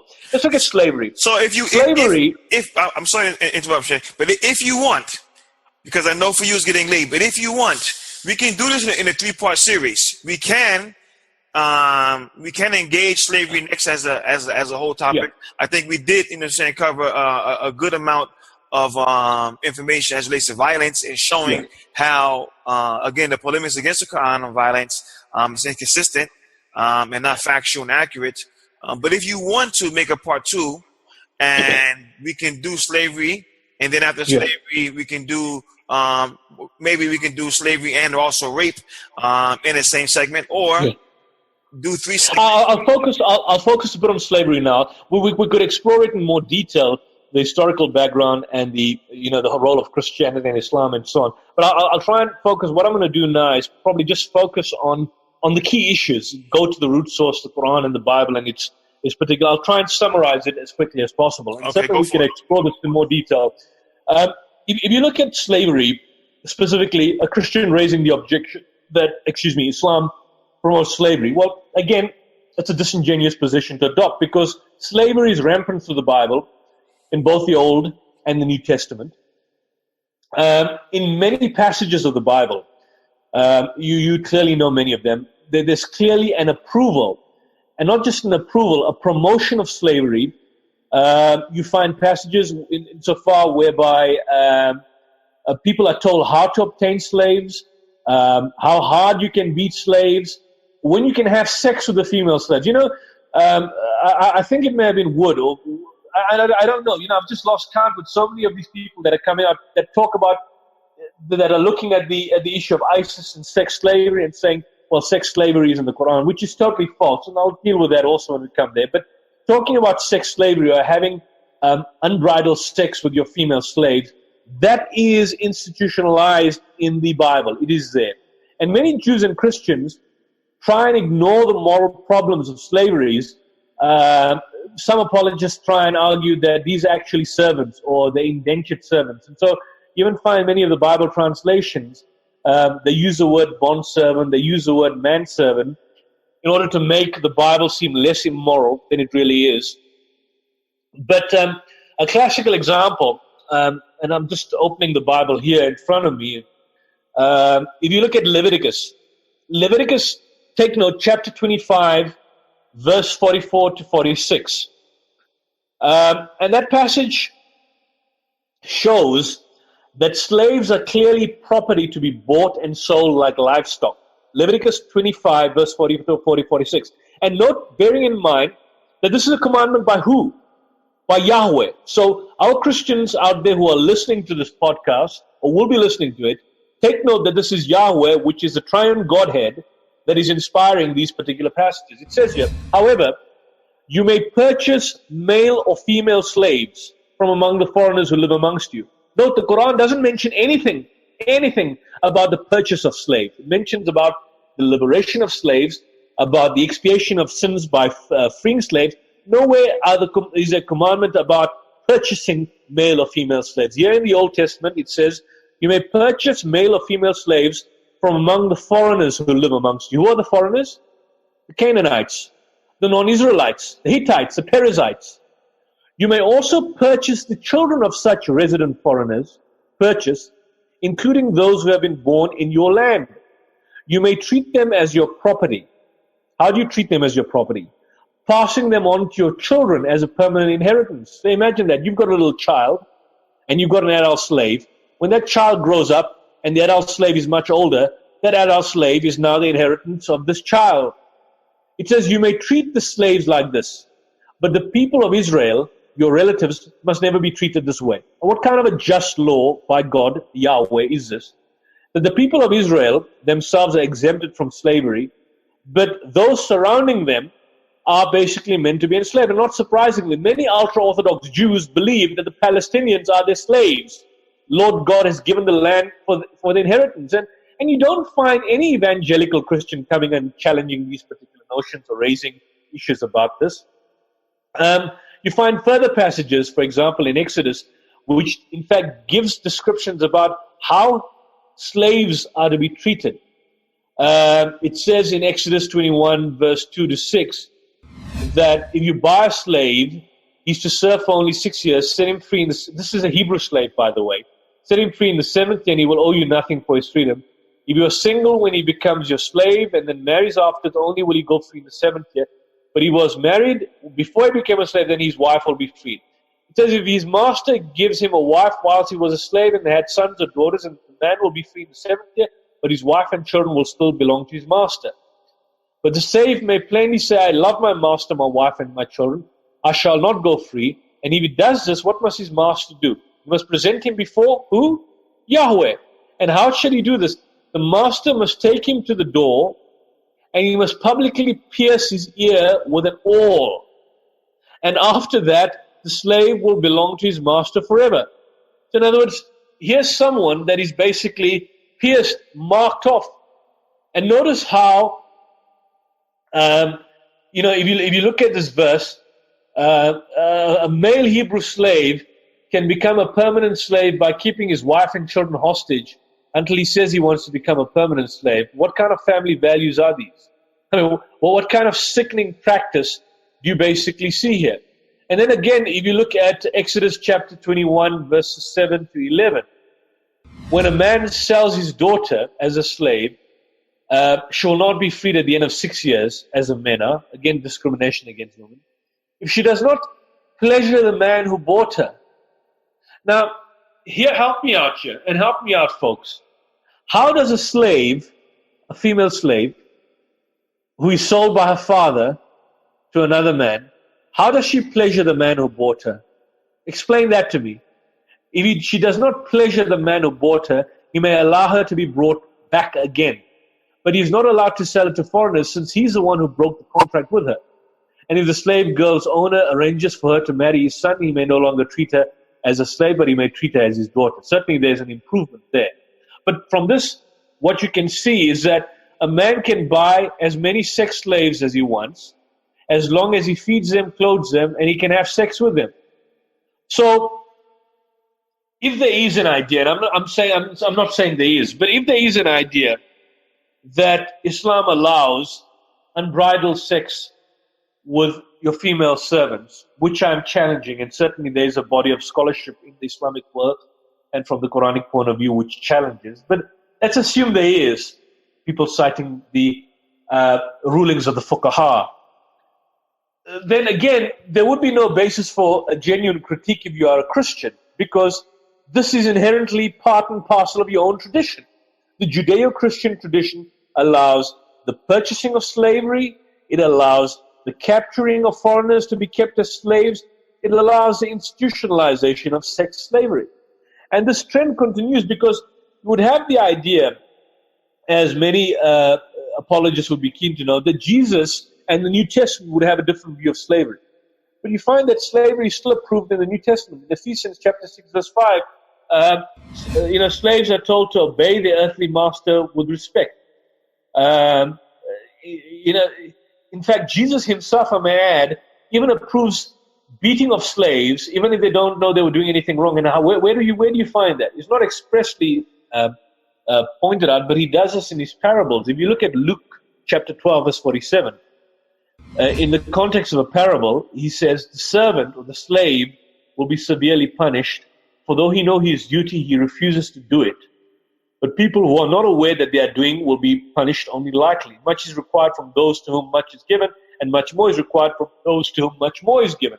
But here the point is, in the context of the parable, Jesus alludes to a servant or a slave that is severely punished for not doing his duty. So it clearly approves the beating of slaves. In fact, I may add that slavery in the context of the New Testament was viewed as a fact of life. Most people could not imagine a society without slaves. You hear this all the time. People cite William Wilberforce and some of these other slave abolitionists that came much, much later, and they will ask you, well, what led them to what were the cause for the abolition of slavery? They will say, well, it's a Judeo-Christian tradition. This is Judeo-Christian values.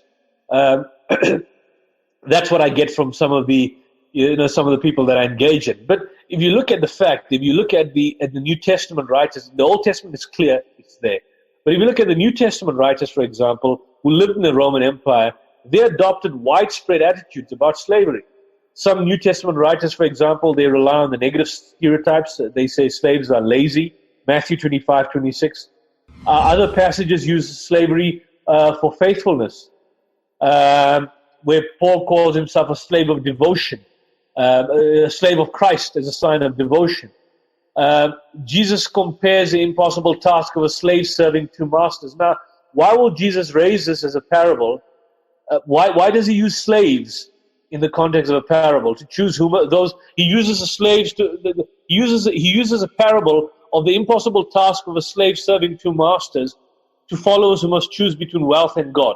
In Matthew 6:24 and in Luke's Gospel, I think chapter 16, verse 13. He uses it as a parable. Now, the fact that he uses this as a parable means that he himself approves of slavery. He accepted it as a norm. Nowhere does he say, if you want your sins to be forgiven, free a slave.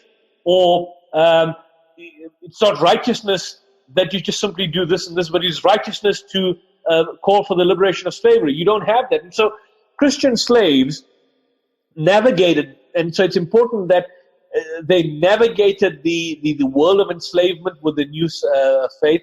You have the famous story of Onesimus, who was a slave of Philemon, and in a short letter, Paul obviously he implores Philemon to receive Onesimus as a beloved brother.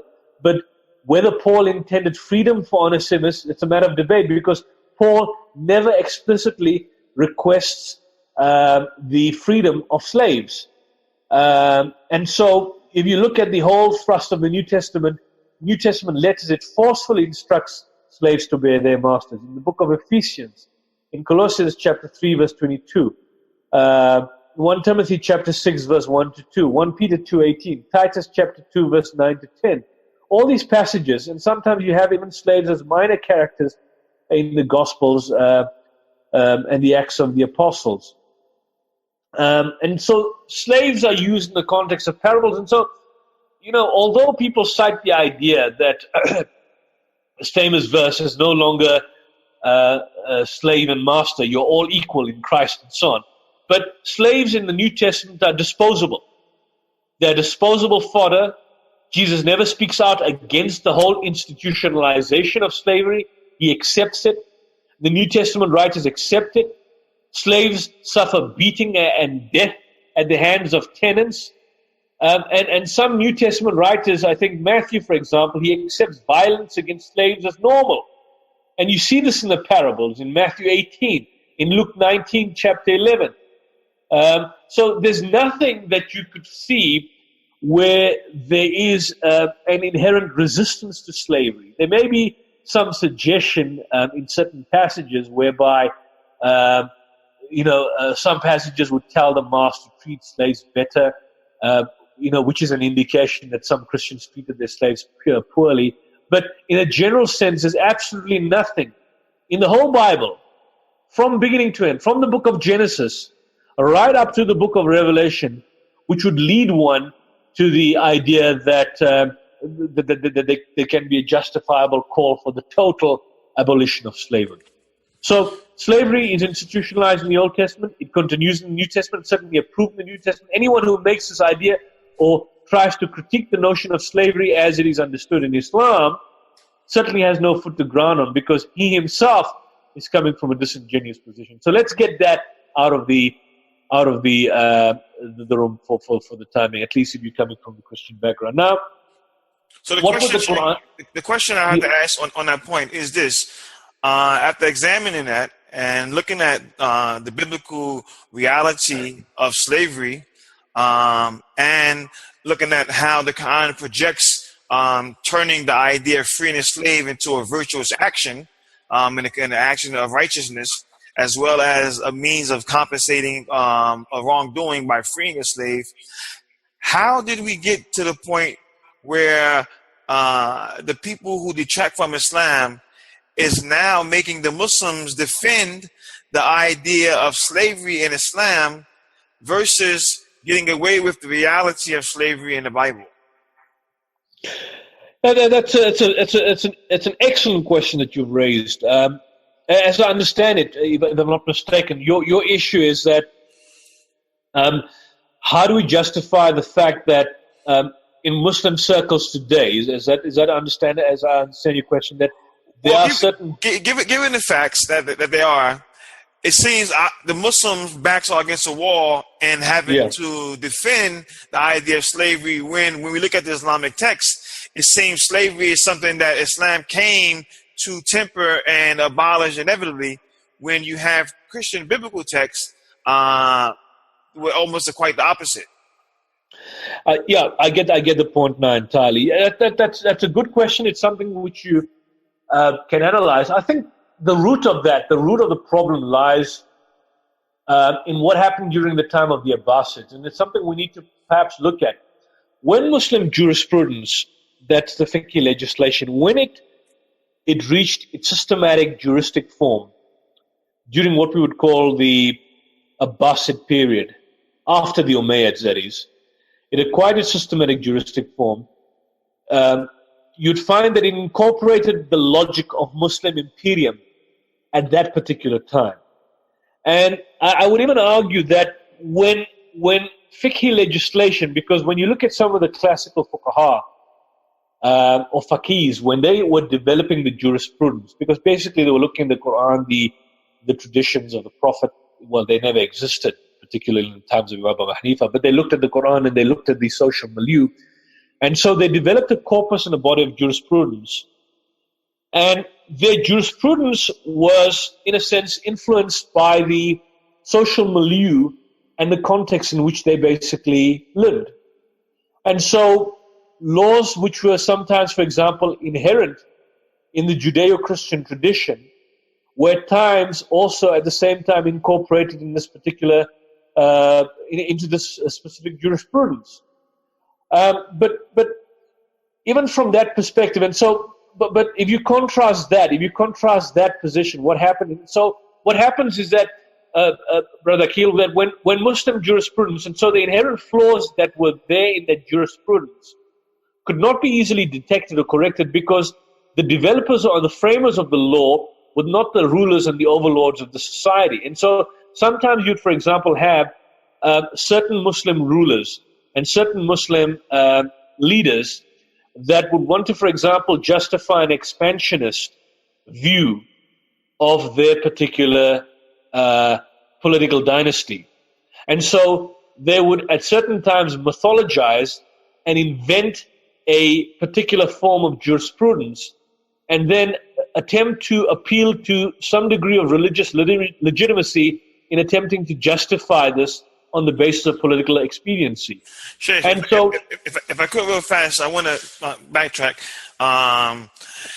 If we can go back and do this question again, what I want to ask is, in light of the evidences that we have in Islam that clearly shows the honorable position and approach that it took towards slavery versus the dishonorable and appalling position of the Bible, how in today, in 2017, it seems that the Muslims are the ones that's criticized for something that when, if you look at history, they should be ones that's praised for it, versus the Christians who get a pass on this, yet their Bible advocates and promotes slavery with never abrogating it or abolishing it whatsoever.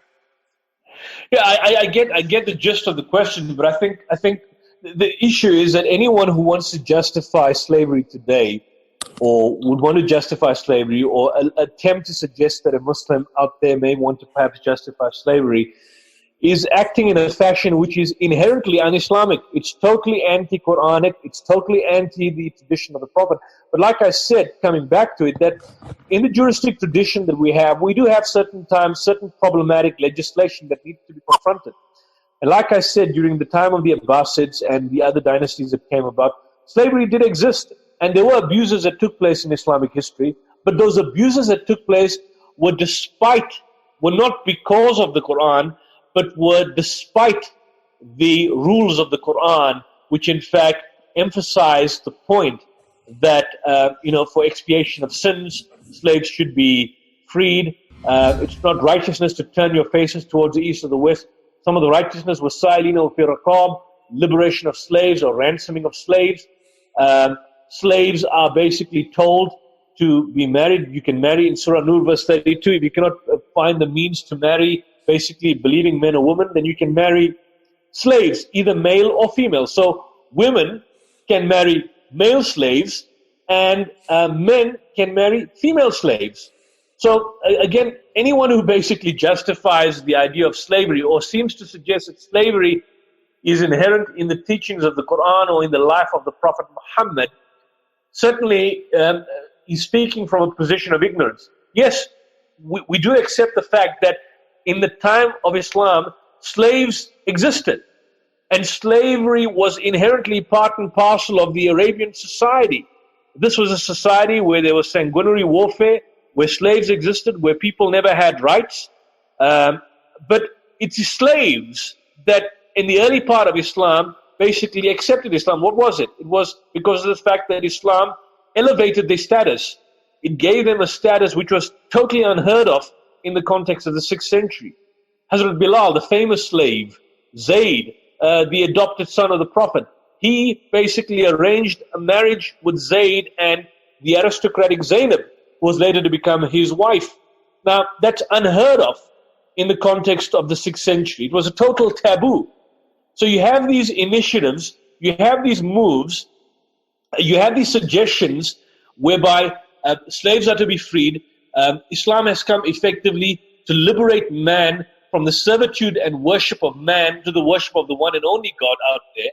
And so anyone who basically engages in the act of acquisition of slaves today is totally out of line with the teachings of the Quran and totally out of line with the teachings of the Prophet Muhammad, peace be upon him. And so coming back to the point that, again, when you contrast this to the Bible is writ large. If someone from the Christian side were to make this particular critique against Islam, he needs to deal with his own book. He needs to deal with his own position. He needs to deal with the disingenuity that he's adopting and the dishonesty in his approach when he's attempting to critique Islam, particularly when slavery is inherent in the Judeo-Christian tradition. And we've proven that point beyond reasonable doubt. But is slavery something which Islam promotes? The answer is absolutely no. Is the purchase of slaves promoted or even mentioned in the Quran? The answer is no. Is marriage between free believers and slaves encouraged in the Quran? The answer is yes. Is marriage just simply between believing Muslim males and female slaves? And the answer is clearly no, because you have males and females marrying both male and female slaves, and that's totally encouraged. And this in itself, Brother Akil, was basically a means in terms of which slaves were in fact liberated. Because once you married the slaves, what happened? Those slaves were automatically freed. And they, of course, bore your children, and they became part and parcel of society. So there were, means and methods and practical approaches that were adopted by the Prophet and the early Muslim community, and that is promoted by the Quran, that leads to the eventual and total eradication of slaves. And I may even add that even though you have, for example, certain, and this is why I raised the issue of fiqh. I know maybe you didn't want to go into the issue of fiqh, but even though we have in certain aspects in Islamic history a checkered past, there certainly you have abuses in Islamic history in the later period, particularly during the Abbasids and subsequently. Even in that circumstance, you have a situation that the slaves, or where slaves did exist, their status was far more higher than the slaves that were acquired by the Europeans and the Christians. You had the Atlantic slave trade. You compare the Atlantic slave trade to the Arab slave trade later on in history, they pale in comparison. You had, for example, an entire slave dynasty, the Mamluks in Egypt. These were like boy soldiers, boy slaves. They ended up becoming the rulers of Egyptian society. Where in European or Christian history do you ever have a situation where slaves have become the rulers of their society? Yet the Mamluks, who were slaves, became the rulers of Egyptian society. It's totally unheard of. So coming back to the whole notion, and you're obviously going to look at things like ISIS. What ISIS is doing is totally un-Islamic. What Boko Haram or Al-Shabaab and any of these other groups are doing is totally un-Islamic. And I may add this, that I was in Kenya some years back, I think in 2011. There's a large Somali population. A lot of them are religiously knowledgeable. I may add that out of all the people that I've seen, some of the Somali brothers that I've seen, they can paraphrase the Quranic text, even though Arabic is not their first language. But they put a lot of our Indian brothers in South Africa to shame in the way they can understand the Quranic text. And a lot of them, for example, speak out against the abuses being committed by minority groups like Al-Shabaab, like Boko Haram, and so on. So there is an inherent religious tradition, even within these communities, whereby they condemn these actions of these minority groups who effectively represent an aberration. I would argue that they totally outside, well, I'm not going to engage in takfir, but they are totally an aberration. They're engaging in a practice which is totally and inherently un-Islamic. And if one were to argue in terms of which book basically justifies their religious position, if you want to split hairs, and as I've said in the past, play these kind of games, then you could argue that they would be following the teachings of the Bible, even though they don't claim to be following the Bible. But a lot of the acts, for example, that they engage in, you find similar parallel mirror images in the Old and the New Testament. A classic example of sex slavery, when Moses is commanded to destroy and kill the kings of the Midianites, after the destruction takes place, he asks the people, have you kept all the women alive? And then he says, now kill all the boys among the little ones, and kill all the women that have had sex with men, but keep alive for yourselves all the girls that have not had sex with them. Now, think about this. This is a man called Moses. He is commanded by who? Yahweh. And under the command of Yahweh, he is told to amass for himself girls that have not had sex with men. Now, how would his soldiers back then, under the command of Yahweh, have determined whether a woman had had sex or not? How do they do that? How do they do that? How do they do that? Unless, of course, they go in and rape and ravage, and then they decide that this woman is a virgin to the rape, and that woman has been used or sexually abused by virtue of the fact that she has had sex. So can you see? Yeah, and then they amass close to 32,000. So what happens to those girls? They basically become sex slaves for the Israelites. So can you see? Sex slavery is allowed. And when you look at groups like ISIS, they're engaging in practices of sex slavery. So when you look at their practices and want to now split hairs and say, well, which book are they following? Are they following the Quran? Or are they following the Bible, which basically gives or even allows this notion that sex slavery basically is permitted? And I just want to end with this one point because I think it's critical. You know, if you look at Surah 4, verse 24, which is sometimes quoted. Surah 4 verse 24, Surah 4 verse 25, which is sometimes quoted, and I'll end with this, Brother Akil, but it's sometimes quoted as suggesting that this now allows you to have unbridled sex with your female captives. Also prohibited a woman already married except those whom your right hands possess. And so people say that this means that you can have sex with female slaves. And this is quoted by people like your friend, I think, this chap, I don't know him, I think Chris, but I think in a seminar that I had with McClatchy, I think he brought this up. I'm not too sure if it was him or someone else. But he did this, and I know quite well that he never read the Quran because he brought this verse in isolation because I asked him the previous verses, he couldn't read it. When you look at Surah 4, verse 24, which is sometimes cited as a justification for alleged sex slavery, when you read this verse, you discover that it says something else entirely. Because when you read this verse, starting from the verse which leads up to this verse, verse 22, it starts quite clearly, وَلَا تَنْكِحُوا مَا نَكَحَ آبَاؤُكُمْ مِنَ النِّسَاءِ إِلَّا مَا قَدْ سَلَفَ إِنَّهُ كَانَ فَاحِشَةً وَمَقْتًا وَسَاءَ سَبِيلًا.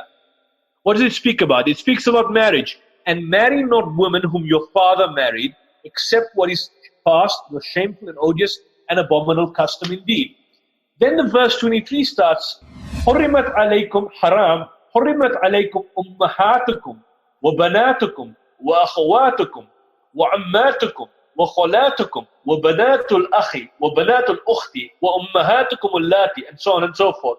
It says that prohibited for you are your mother, your daughter, your sister, your father's sisters, mother's sisters, brother's sisters. Now, question is, what are they prohibited from? What are they prohibited to you from? Because if the suggestion is in verse 24 that the prohibition is for sex except those whom your right hands possess, then in verse 23 the prohibition is just simply sex. But verse 22, which is a verse which comes before it, lays down the basis that the prohibition in this instance is a prohibition of marriage, not just simply sex. It's a prohibition for marriage, because the contrary position is that if it's just simply a prohibition for sex, the contrary position would be that by implication then you can basically marry them. But in actual fact, the prohibition and the category that is being given here is a prohibition from marriage. And then it goes on to verse 24. وَالْمُحْصَنَاتُ مِنَ النِّسَاءِ إِلَّا مَا مَلَكَتْ أَيْمَانُكُمْ. Also prohibited are women already married except those whom your right hands possess. So taking into account verse 22, we clearly see that verse 24 speaks about the prohibition of marriage.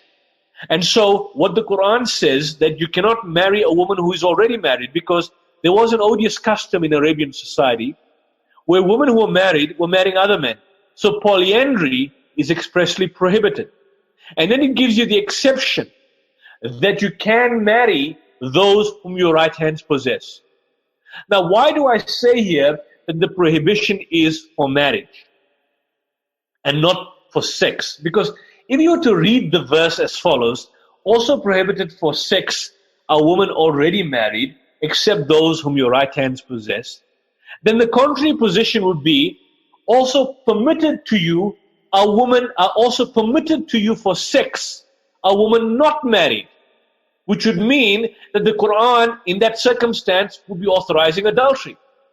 So the contrary position because if the Quran were to simply prohibit sex from married women, except those whom your right hands possess, then the contrary position would be that it is in fact permitting you to have sex with women who are not married, which means it is authorizing adultery. And you can see that the whole argument is fallacious and nonsensical, and so the prohibition in verse 24 is a prohibition from marriage. Why do I further say this? Because verse 25 says further, if you have not the means to wed free believing women, then you may wed believing girls from amongst those whom your right hands possess. So it emphasizes the point further. Now, if the Quran just simply wanted to allow you to have sex, unbridled sex with your captive women or concubinage in the fashion that you see in the Old Testament, then why would it contemplate the idea of even considering them for marriage? Because you can have sex with them.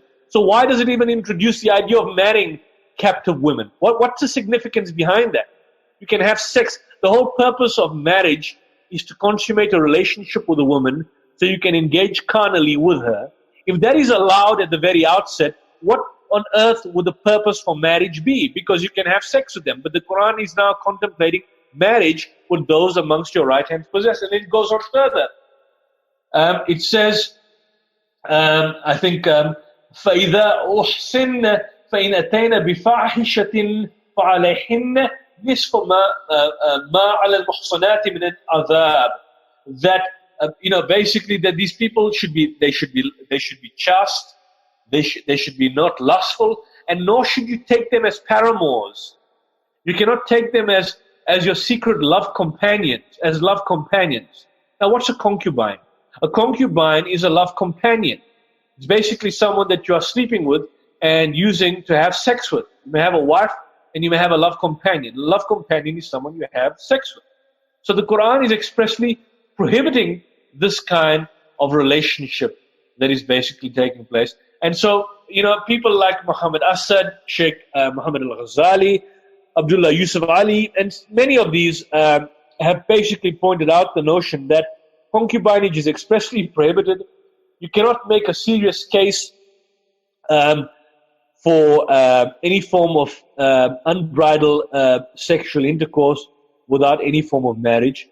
I do understand that there is a school of thought and a body of scholarship within Islam that seems to suggest that you can have sexual relations with your captive women. And there's a lot of argumentation to show that that is an inherently weak position.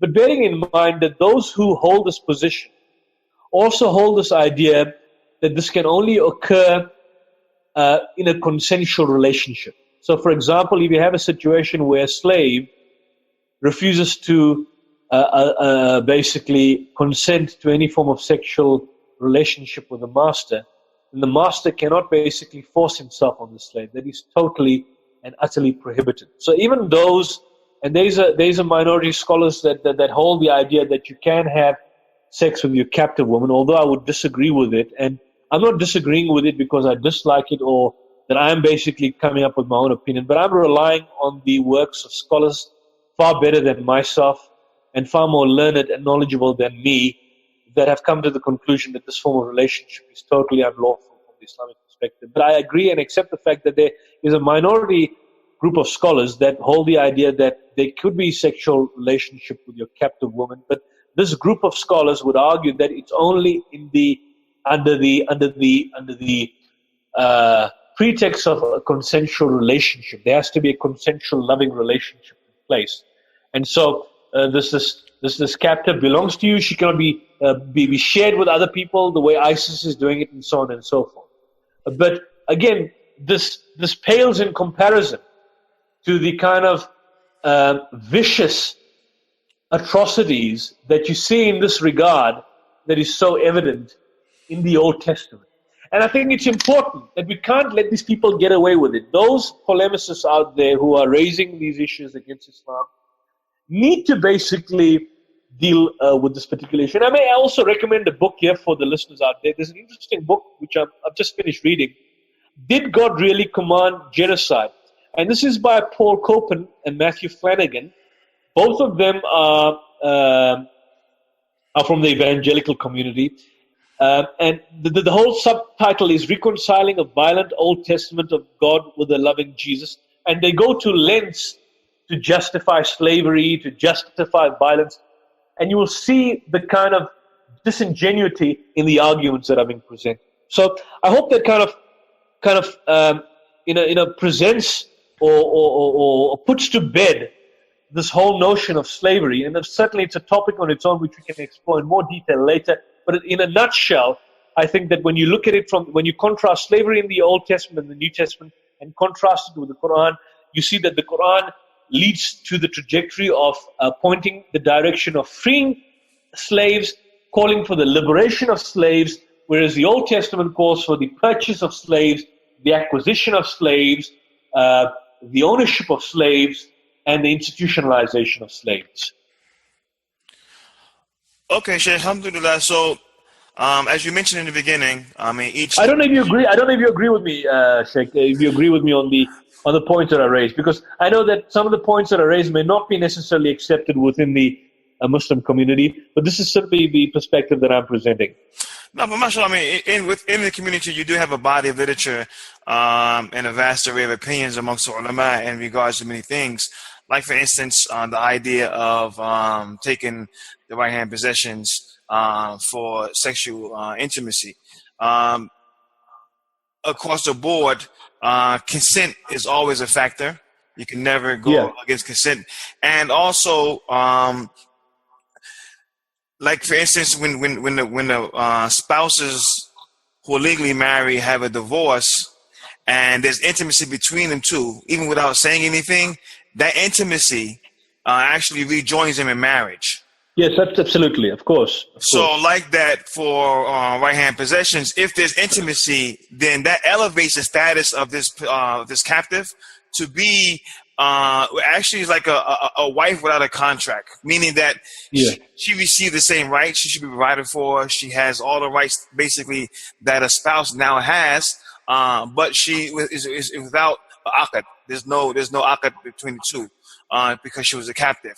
So, I mean, Islam gave a practical solution to deal with a crisis that was the reality of what was called the casualties or these things that happen in war. Yes, certainly. And given that reality, and it was more just. If I could just interrupt, sorry about that. It was a more just, because a lot of these captive women had lost their husbands, had lost their homes, had lost their livelihood, and so it was more merciful in that context that they were adopted by the Muslim community, the early Muslim community, and so they were provided by the men and by the community, and they become part and parcel of that community. But I think the distinction needs to be made, whereby people seem to suggest that these are now kept in some sort of perpetual bondage and perpetual servitude. That was not the case. No, These people they became part of the community. Yeah, not at all. And I think this is just a propaganda against Islam to give it such an ugly look. But again, I mean, if you look at the flip side of this, and you say, for instance, okay, there was a war that ensued, and these people lost the war. Now, war we know is ugly, but it's a reality. It happens. So in the Quran is not dealing with whether or not war is moral or the best thing. It's dealing with how do you rebound from having a war and having people to be placed after that war ensued.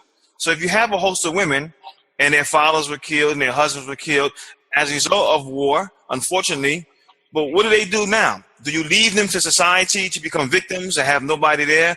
Or do you try to house them in a place which would be conducive for them and to take them away from harm by taking them as a right-hand possession and giving them the amenities of marriage? Or do you leave them for society to ravish and do whatever they want to do with them? This is, I think, the question people have to look at in that time frame, in that context. You have two realities. Either they're left to society, no one to care for them, no one to protect them, and no one to do anything for them, or the people who have won in that particular battle can somehow take them to try to elevate them and keep them, you know what I'm saying, in the best way until they're able to go forward. Yeah, certainly. I agree with that entirely. I mean, the whole status of Oma Malakatayma, those whom your right hands possess, it's significantly different from those who acquired, like the Atlantic slave traders who acquired slaves in Africa and the way they treat them and kept them in yokes. I think it's a notion of the usage of words. And so to even describe them, because when people have, I think one of the difficulties we have is language. Language has certain descriptive connotations around it. So when people mention the term slaves, you have a certain mental image. And so when you superimpose that mental image,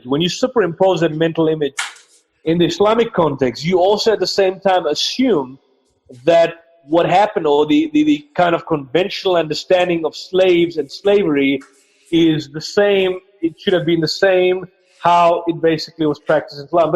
But they were no longer slaves in that sense. They were elevated in society. Certainly there was some degree of relationship, but they were very much elevating the side of God, and particularly the Quran lends a trajectory to the total and eventual abolition of this entire system itself,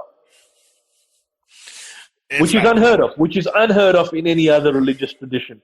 You don't find it in any other religious book, and I think that's a key point that people need to basically be aware of. And so when they see this aberrant behavior in different parts of the world, they need to now go back to the source and need to see, is there anything in the source which could lead to any form of justifiable behavior which gives credence to this kind of this attitude and this approach. And in closing on that point, I think that is noteworthy to cite that the hadith of Prophet Muhammad, peace be upon him, was informed that a man has smacked his slave in the face. Yes. Say slave, I mean captive, because at that point, Islam abolished all the kinds of known slavery. What was left was captivity, and that's probably a better word to use. They were captives of war. So, I mean, it's probably a more appropriate, easy, digestible word than the fact of slave. But nevertheless, there was a companion. He smacked his captive in the face, and the Prophet Muhammad, peace be upon him, told him, "Your only expiation is to free him." Yes, certainly. That's a famous hadith. So, I mean, something like that is the honor in that, you know, you can't, you think because they're captive that you can abuse them and mistreat them. No. And if you don't free them, then the sin is on you. Yeah. I mean, and you contrast that. You contrast that with the Levitical laws, which says categorically, you may treat them as your property, passing them on to your children as a permanent inheritance. You may treat your slaves like this, but the people of Israel, your relatives, must never be treated this way. And you just contrast the two, and you can find this marked difference. And so, Sheikh Akil, what always fascinates me is that how people, despite it being so clear, so black and white, that people sometimes, you know, through the propaganda and the lies and the falsehood out there, that they create the totally opposite picture. that it creates the opposite picture, that's in fact Islam that is promoting this kind of vicious behavior, whereas in fact it's the Judeo-Christian tradition, the model that has basically shaped European society for hundreds of years. Yeah, and in closing, I mean, these hadiths, as we're talking, they're coming. The Prophet Muhammad, peace be upon him, mentioned about the slave. You should feed them with what you eat and clothe them with what you clothe, and don't overwork them. Don't overwork them unless you help them. I mean, so this is like, this is the mannerisms and the regulations that the Prophet laid upon his companions, that if you did come across captives, then this is how you should treat them, and never in a harsh way or to abuse them or manipulate them or exploit them. It was always different. But these hadiths and narrations, they're the ones that never come out. Just the small ones that give the misinformation about it. But it was an amazing discussion, Sheikh, and I mean the topic is vast, as you mentioned. We got to do a part 2 because there's some things that we didn't cover. We want to go explore a little bit more in slavery, and also something that's a little bit unsavory, but it's something that is attacked in Islam or used to try to attack Islam, is the idea of rape. So yes, certainly we can look at this in our next section. We definitely have a part 2 to follow up. We thank you for the time, and if you had any closing remarks that you want to give to the audience, then please feel free to do so as we close. Well, I want to thank you, Sheikh Akil, for giving me this opportunity to share a few words.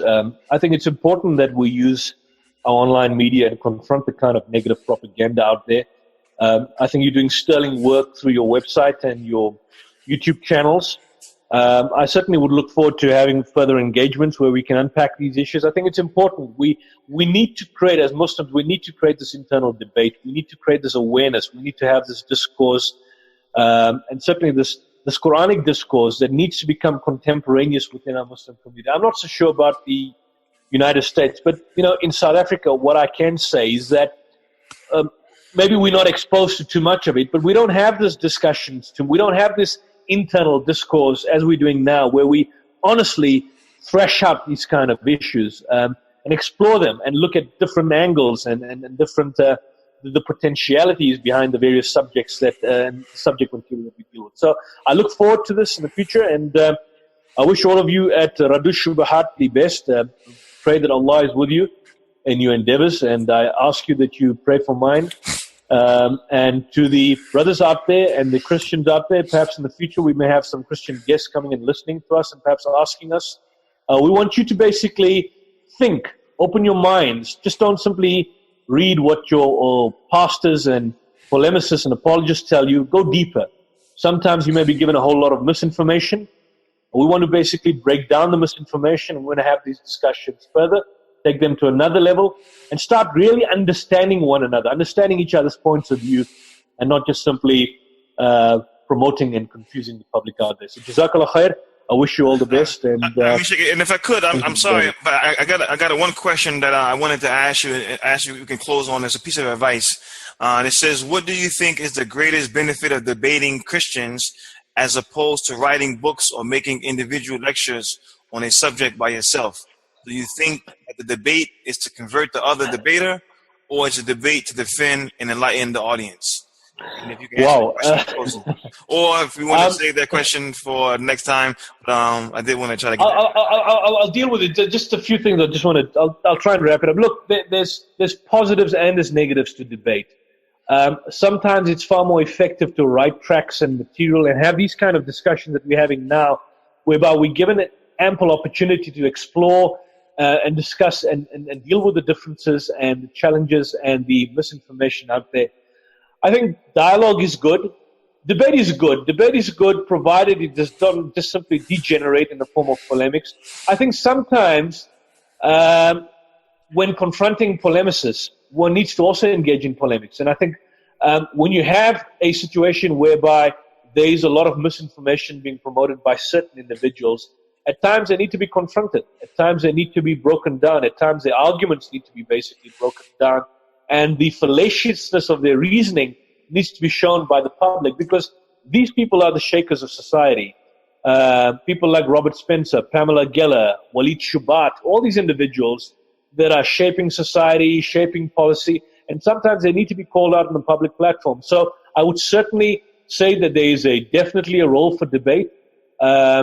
Sometimes debates can degenerate into negativity and not much is achieved, but certainly if it's approached appropriately and with the correct niyyah, I think, and the correct Islamic ethos, at least from a Muslim perspective, I think a lot can be achieved through that. And certainly a lot can be achieved through podcasts like this and writing. So there are different avenues, and people need to explore these different avenues.